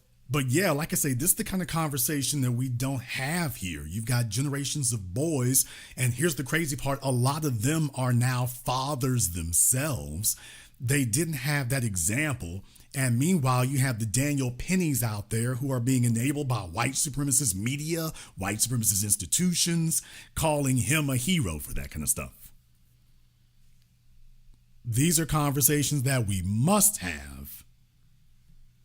These are conversations that we must have and that must be acknowledged. Because if it's not, then you've got you going around with no clue and no idea whatsoever of what's really going on. And then you're trying to find out on the job. You're trying to find out later. Something does happen and you're getting loud. Please understand, people know that if you're getting loud, loudness is a sign of weakness. If you actually have the ability to do something, you're more focused on what you're going to do. You're not saying very much. So I automatically know the more you're talking and the louder you're getting, that's because you're out of options. You don't have any options and you don't have any ideas. Somebody who he's standing up and he's quiet, it's like, well, either he's really stupid or he has something in mind he's going to do, and he's waiting for me to get into position so he can do whatever he's going to do. So I need to tread a little carefully because either he's stupid or he's prepared. Now, maybe I'm good enough to overcome what he's, quote, prepared to do. But if he's gotten quiet and gotten still, either he's stupid or he's ready for me. Or at least he thinks he is.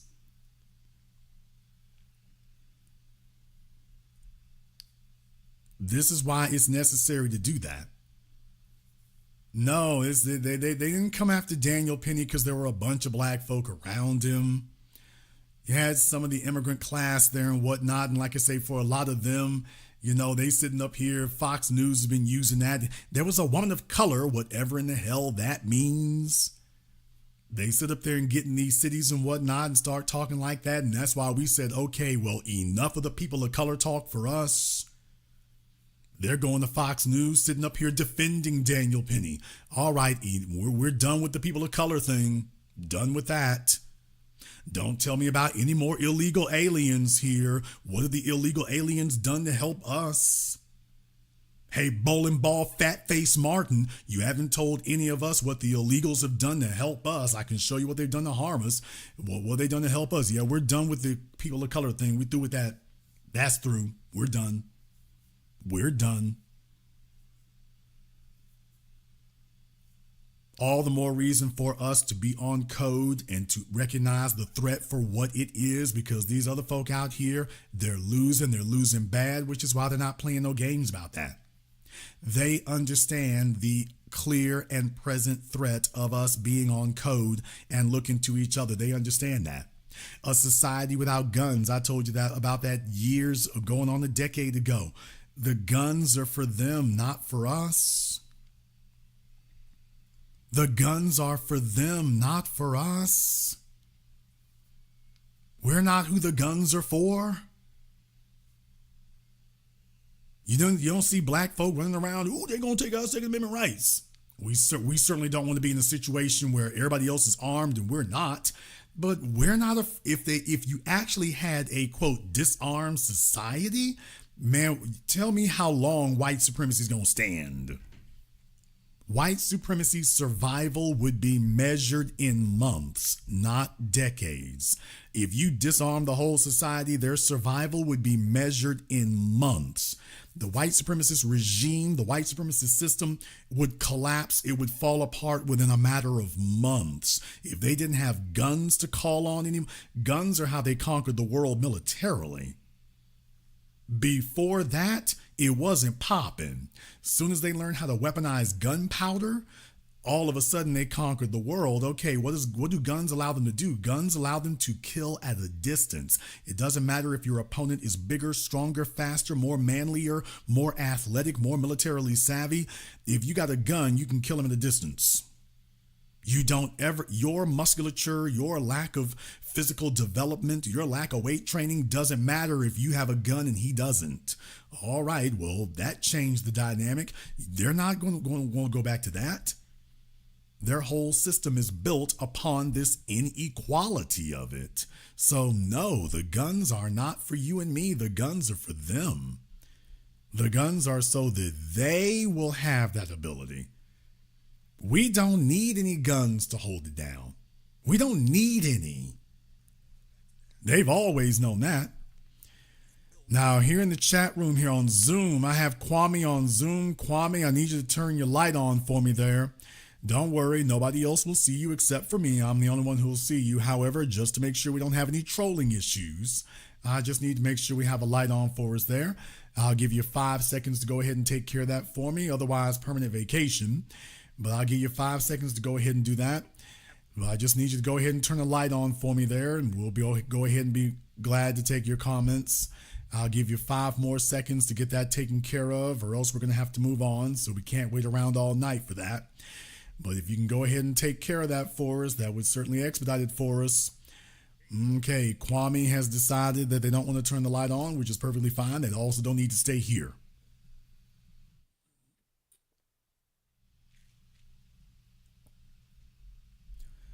I want folks to understand this right here. I don't sit up here and tell you to be afraid of anything. I don't tell you to be afraid of anything. I want you to be aware of things. I am not here to tell you how to avoid difficult environments. I'm here to tell you how to navigate difficult environments. I want you to understand that these folks are out there looking for you. They're out there looking for easy, soft targets. We've been saying this forever. They are looking for easy, soft targets. That's what they're looking for. And they do that because they are not trying to have a fair fight. They are here to get victims. They're here to get victims. When you recognize that's what you're seeing here, is these are individuals looking for crimes of opportunity.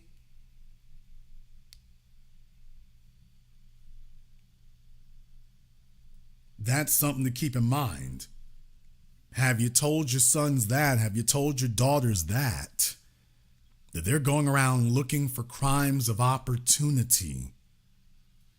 They're going around looking for soft targets.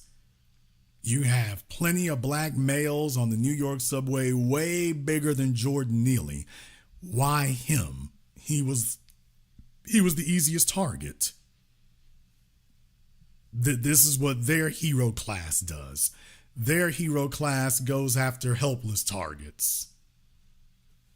This is another reason why it's not a great idea to hold this up as some paragon. All you're doing is making it clear to people that, by the way, if any of the rest of you try this, it goes bad.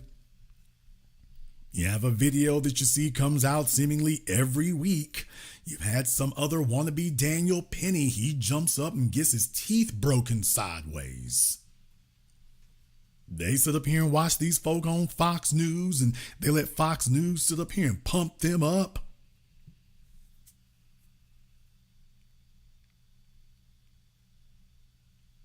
They sit up here and let them do that. And then next thing you know, they go off and try that themselves.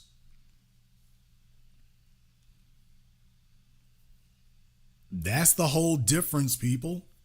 I know New York City.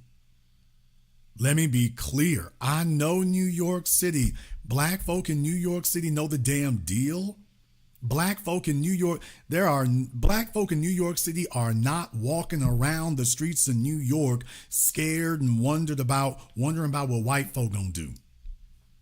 White supremacy isn't really running the yard and got black folk all scared and intimidated in New York. That's not the system. That's not the atmosphere. It's not like that. So you got a long way to go before you can institute some kind of environment where black folk are sitting up here like pickaninnies on the plantation. Ooh, don't want to do nothing to upset Miss Ann. Okay. In New York City, black folk will give you the business in a heartbeat. You can get that work in a heartbeat. No questions asked. You might not be able to get a taxi, but you can get an ass whooping with no delay. That is the code among black folk in New York. So stuff like this right here, you watch Daniel Penny and figure, okay, this will work. And it's like, dude, obviously you have not been paying attention. I'm from Louisiana and I'm telling you that's how New York gets down. All right, we got Armageddon 26 here on Zoom. Brother, what's on your mind? Yes, Jason, I wanted to tell you that you are absolutely right. You know, right now I live in Miami, Oklahoma, and there's not that many of us here at all. And you know, I have to carry myself. I make sure I don't have my earbuds in. You know, when I'm out in public, I'm always aware of my surroundings. I'm constantly vigilant. I've always pretty much been that way. I did 7 years in the military, you know, but I still always maintain, because you never know. You just never know, and especially during that election. What branch were you in? I was in the Army. I was in the Army Guard and the Army Reserve. Tell me, what role what career path did you take?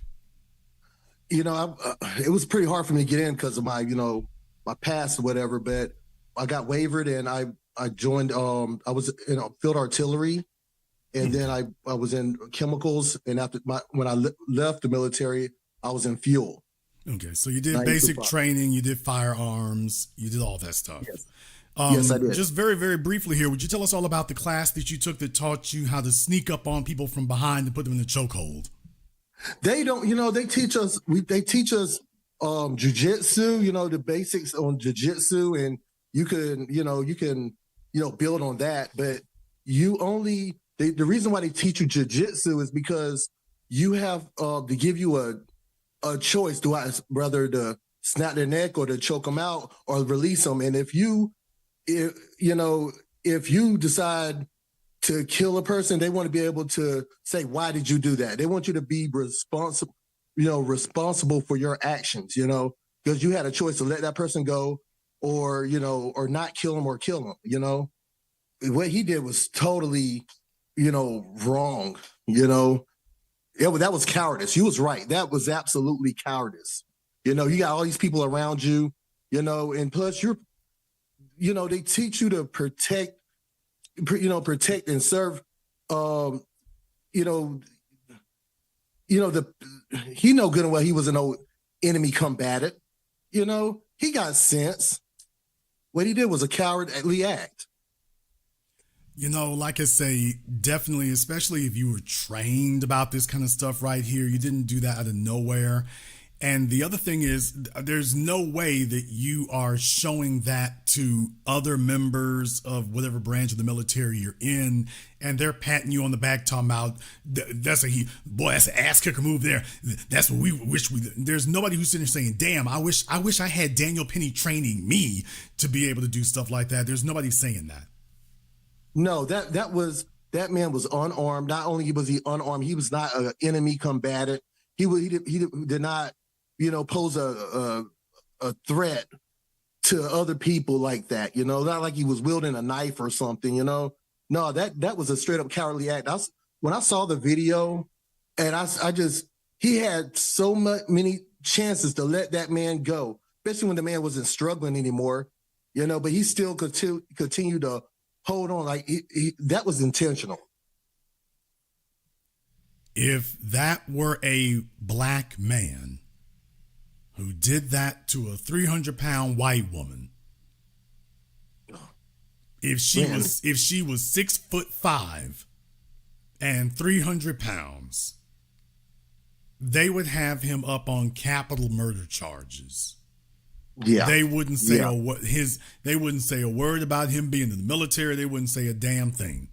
If that were a black male who strangled a white female to death like that, this would be a whole different thing. At least from the racist right, this would be a whole different thing. By the way, I'm talking about the racist right, but you have the racist right and the completely silent left. What? Because by the way, don't forget that MSNBC rode hard body for Joe the Bigot Biden and Kamala Kamami Harris. They're real quiet about this case. Now, this is cut and dry, and yet they're real quiet. CNN, real quiet. All the rest of them done got real quiet all of a sudden. Isn't that interesting? So, no, they're not waving the Tucker Carlson banner. They're just being deadly quiet. Very suspiciously deadly quiet right now. That when you think about what he did, that's like throwing mud on the military. That makes us veterans, that makes us look pretty bad. For him to even use that as an excuse. I would tell you what was not a cowardly act. In my opinion, when this happened, I was in the military. You remember that Dallas shooter? Me and the other military guys, we were looking at each other like, dude, he had balls.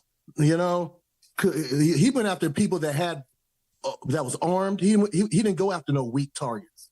Compared to, look at him. This is all you need to be a hero among white supremacists. This is a hero. Yeah, then you wonder why they're in. Like I say, you wonder. This is desperation. If this is what you have to call a hero, you're in desperation mode.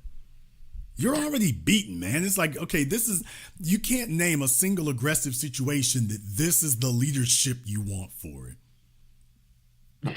No, absolutely not. That brings down, morale. And it says a lot about his own character also, too.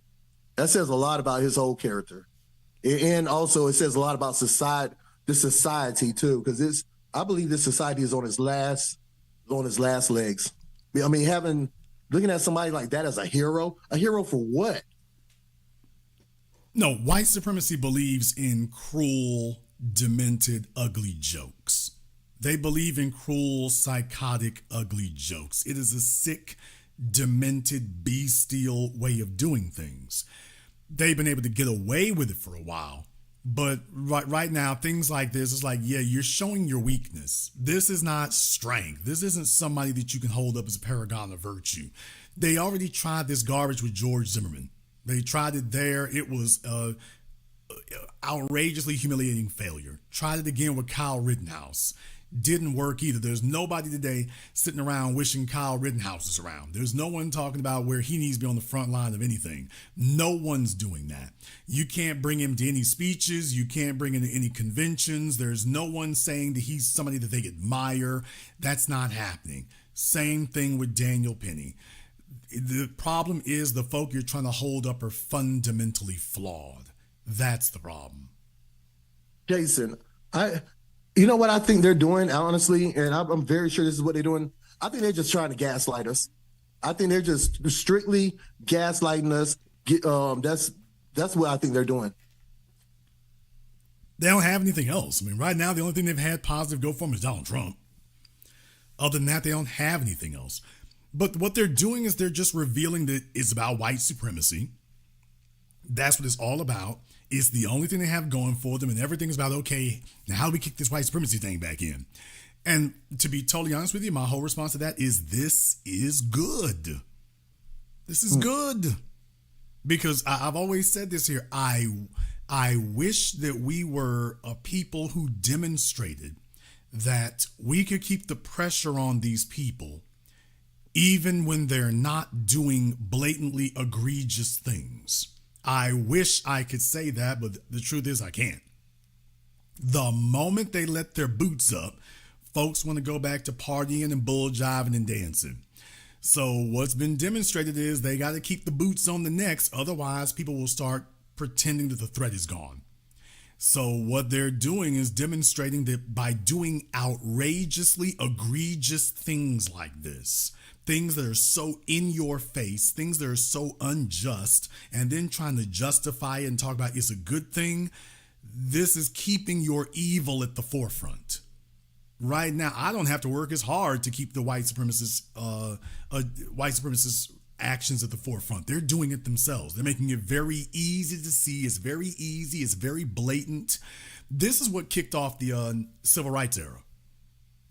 The civil rights era got kicked off because of Emmett Till. It got kicked off because of, Goodman, Cheney, and Schwerner. It got kicked off because of the murder of Medgar Evers. They were so blatant. They were so in your face. They blew up 3 little girls at the church. They were just so blatant and in your face and constant with it that folks had no choice but to rise up and stand up and stop it. Now they're doing it again.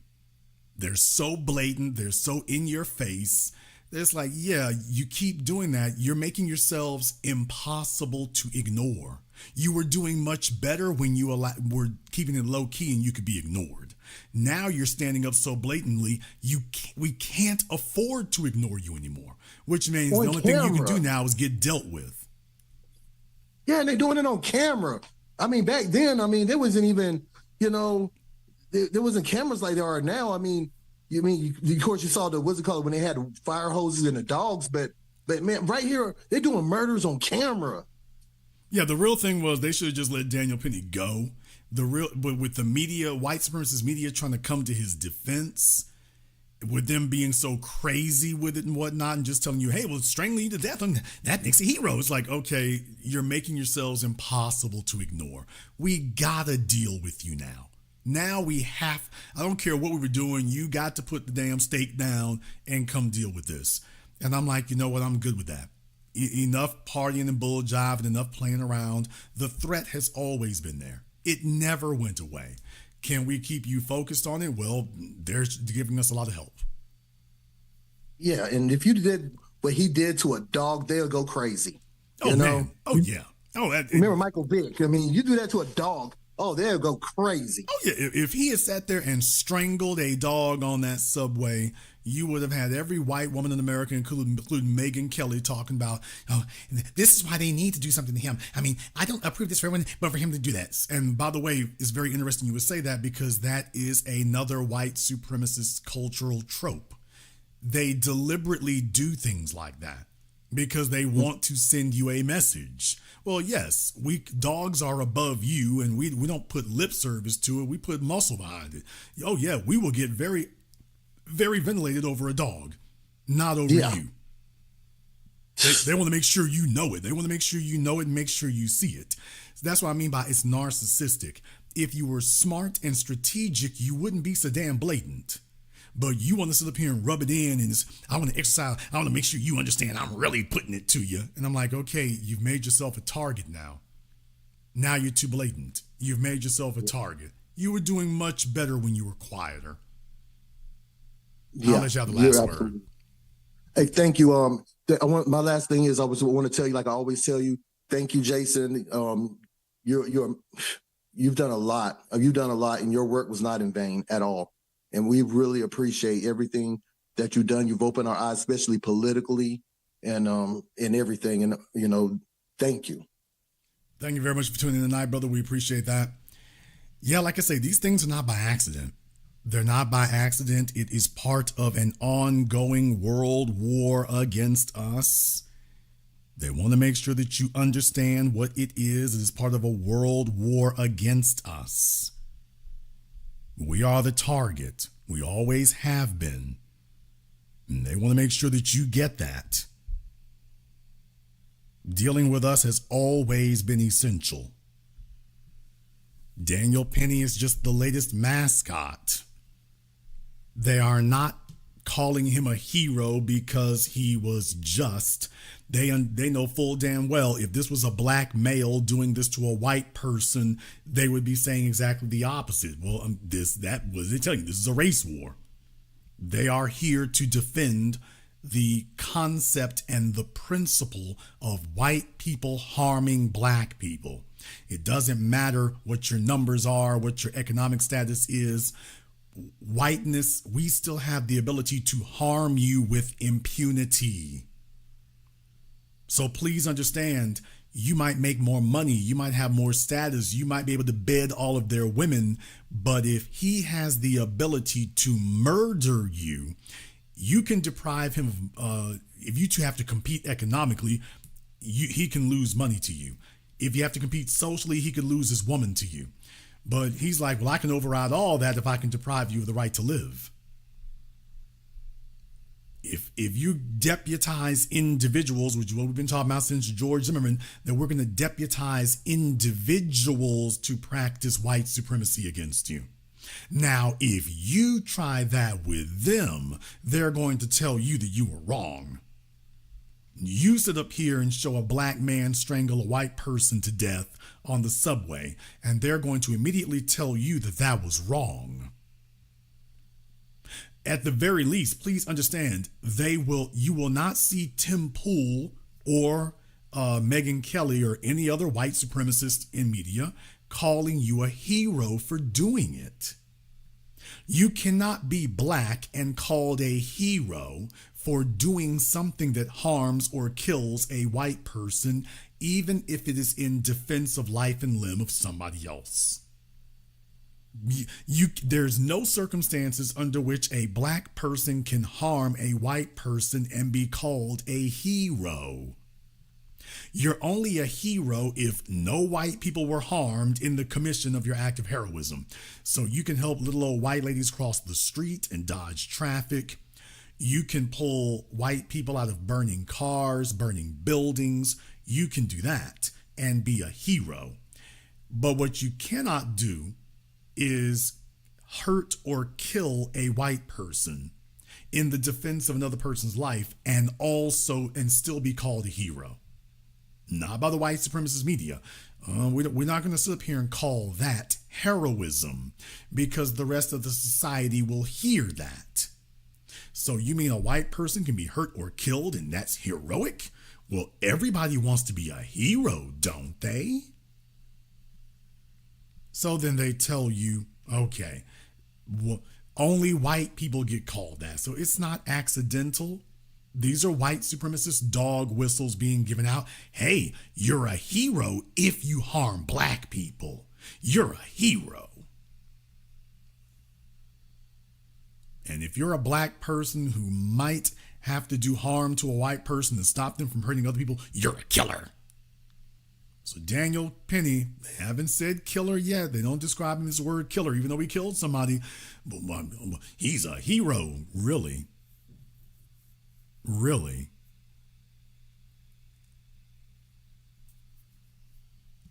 No, you don't get to do that at any moment. If you harm a white person for any reason, you can be and will be held accountable. If you harm a white person for any reason, just understand it is very iffy. Ain't that right, Officer Muhammad Nawar? Officer Muhammad Nawar found that out. You harm a white person for exactly what they let Geronimo Yanez go for. Muhammad Nawar, shortly after that, did exactly the same thing, and they said, look here, little Somali nigga, hold this damn 10 years. Hold this. That wasn't a joke. They were letting you, how dare you harm a white person? You're going to prison for the same thing as O.J. Simpson. Nigga, the white supremacist court system is here to put you in your place. This where you gonna be. We'll be damned if we're gonna sit up here and show a black man harming a white woman and nothing happens. He just gets to skate off. Oh, hell no. Let me go ahead and get over here on Zoom. Okay, on Zoom here, you need to go ahead and turn your camera and your microphone on for me here. I'll give you 5 seconds to go ahead and do that. Otherwise, we're going to have to go ahead, permanent vacation. I can give you 5 seconds to go ahead and do that for me. Okay, let's go ahead and punch their ticket here.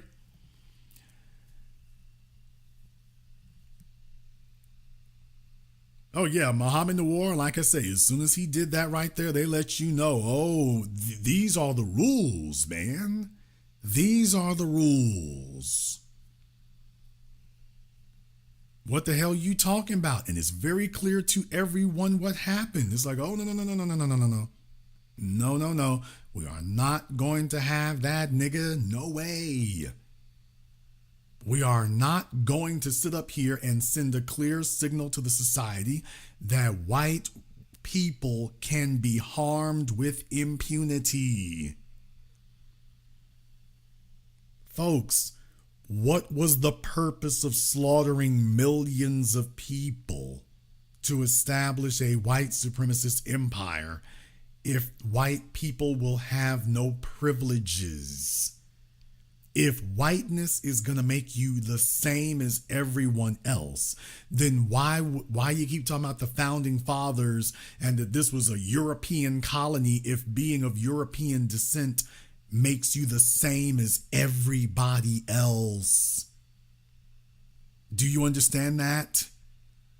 This is how they gaslight you again. They tell you that, oh, we're all equal. They want us to all be equal. We don't need DEI because we should all be the same. They don't want it because they want you. They don't want equality. They want privilege. Why on earth would they want to be the same as everybody else? Then they turn around and they keep telling you about how this belongs to them, and they keep trying to regale you about how their fathers did this, that, and the other, even when it's in many cases lies about what they claim they did. Then why would they do that?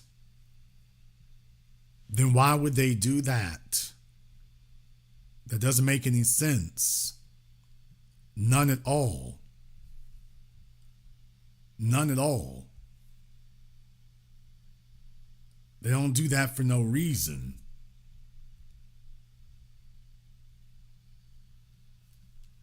They don't do that for no reason.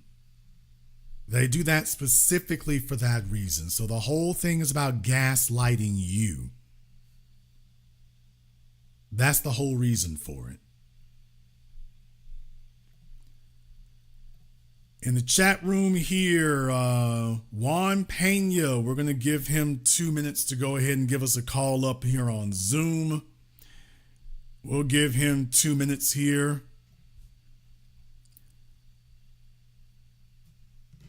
We're going to go ahead and give him 2 minutes to give us a call here on Zoom.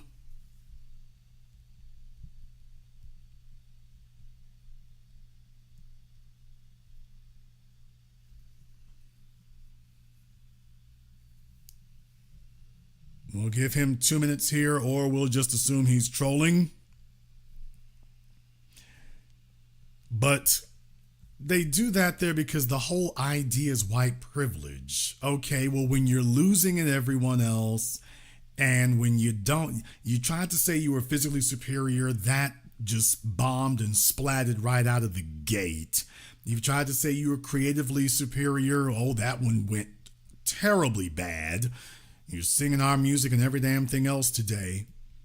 So, well, maybe we're culturally superior. Okay, that's not working out. Well, okay, we can deny you of the right. We can be more devious than everyone else. Okay, well, is that really a win? That's really a win. That's really a win. That's a pretty pathetic state to be in. That's a pretty pathetic state to be in. That's why I tell you all that's the good news. I want them to be high profile with this. I want them to be highly visible. I want them to keep pushing the envelope and keep pushing the line and keep doing this over and over again. I want them to keep trying to hold firm on being heinous, on being bestial. I want them to keep doing that. As I said here last week, they keep overreaching. They keep overreaching rather than stopping when they were winning and simply stopping there and saying, okay, leave it on cruise control. They instead keep overreaching and trying to grab a bunch of things that are only going to remind everyone, just like Kamala Harris, the racist right and the white supremacists there are reminding everyone why everyone hates them.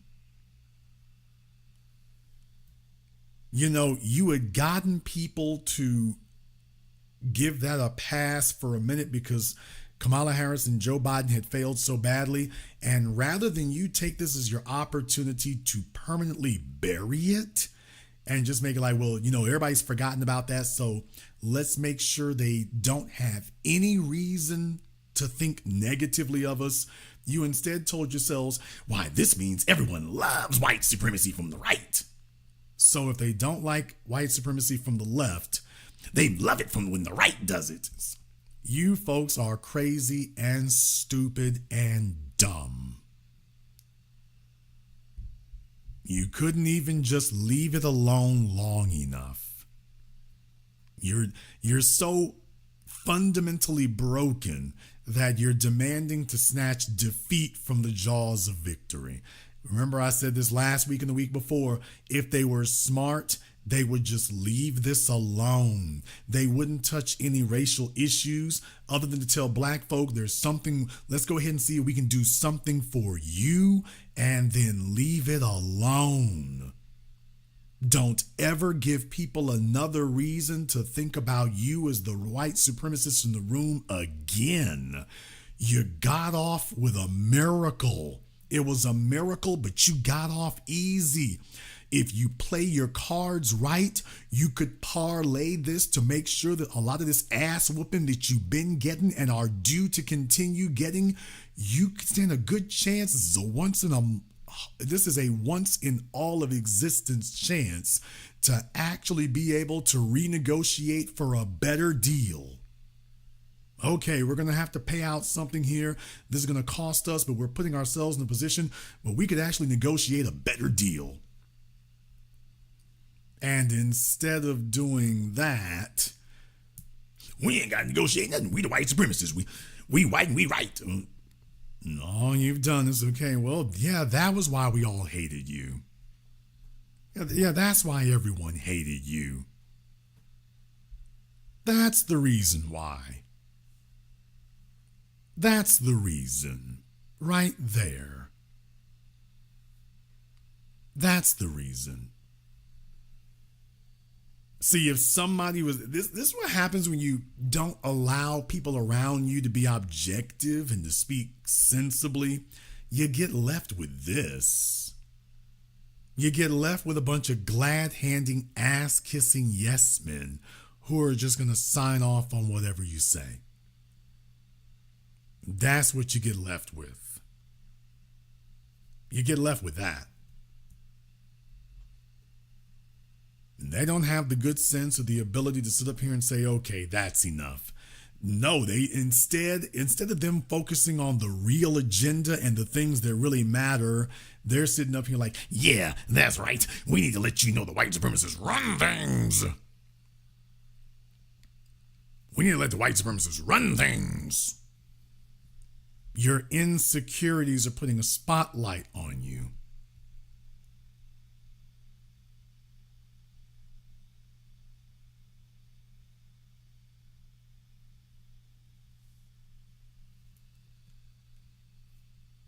You don't recognize when you're winning because their definition of winning is mistreating other people. That's why it's not good enough for what's already occurred. Their definition of winning involves harming other people. So they don't see that the same way. It can't be the same way. It can't be. So you watch the Democrats sit up here and vomit all over themselves and whatnot because they refuse to course correct. And now the left wing of white supremacy has failed. Now the right wing is reminding people why they're no better. They're no better. They're no smarter. And they're already repeating the same mistakes that failed them before. Think about that for a few moments. This is exactly why you failed before. 2008, 2012, 2020, this is exactly why you failed before. And you're right back doing it all over again. You didn't learn anything. And this is good. Because it won't be reason and rationality that will teach you this lesson. It'll be us who teach the lesson. Just like we let the Democrats and the left over there understand, by the way, we're not counting on you as black folk over here with the right wingers. We're not counting on you either. Now, I want you all to understand that these folks are in a race war. They're looking for you to be an easy target. Your job is to demonstrate that is not who or what you are. So let Daniel Penny be a reminder to you here that the white supremacists and the suspected white supremacists are out here looking for soft targets. They're looking for easy targets. They're looking for folks they can victimize very easily. Your job is to have your head on swivel and have your eyes open. Your job is, if you were not trained to prepare before, you need to be. If you are caught in a bind by these vicious animals, your ability to wear skinny jeans and your quality of footwear is not going to be what helps you. Your ability to scream and yell and talk about calling your lawyer is not what will help you. You're going to need something different.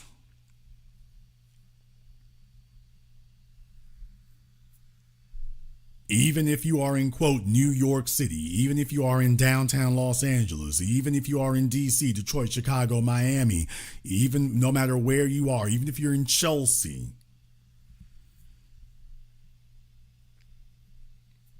people like you might not be everywhere, but white supremacy is everywhere. White supremacy is all over in all those places I just named. You might not have black folk everywhere in those places, but white supremacy is everywhere. It is everywhere. And you have to behave and respond accordingly. And most of all, be prepared.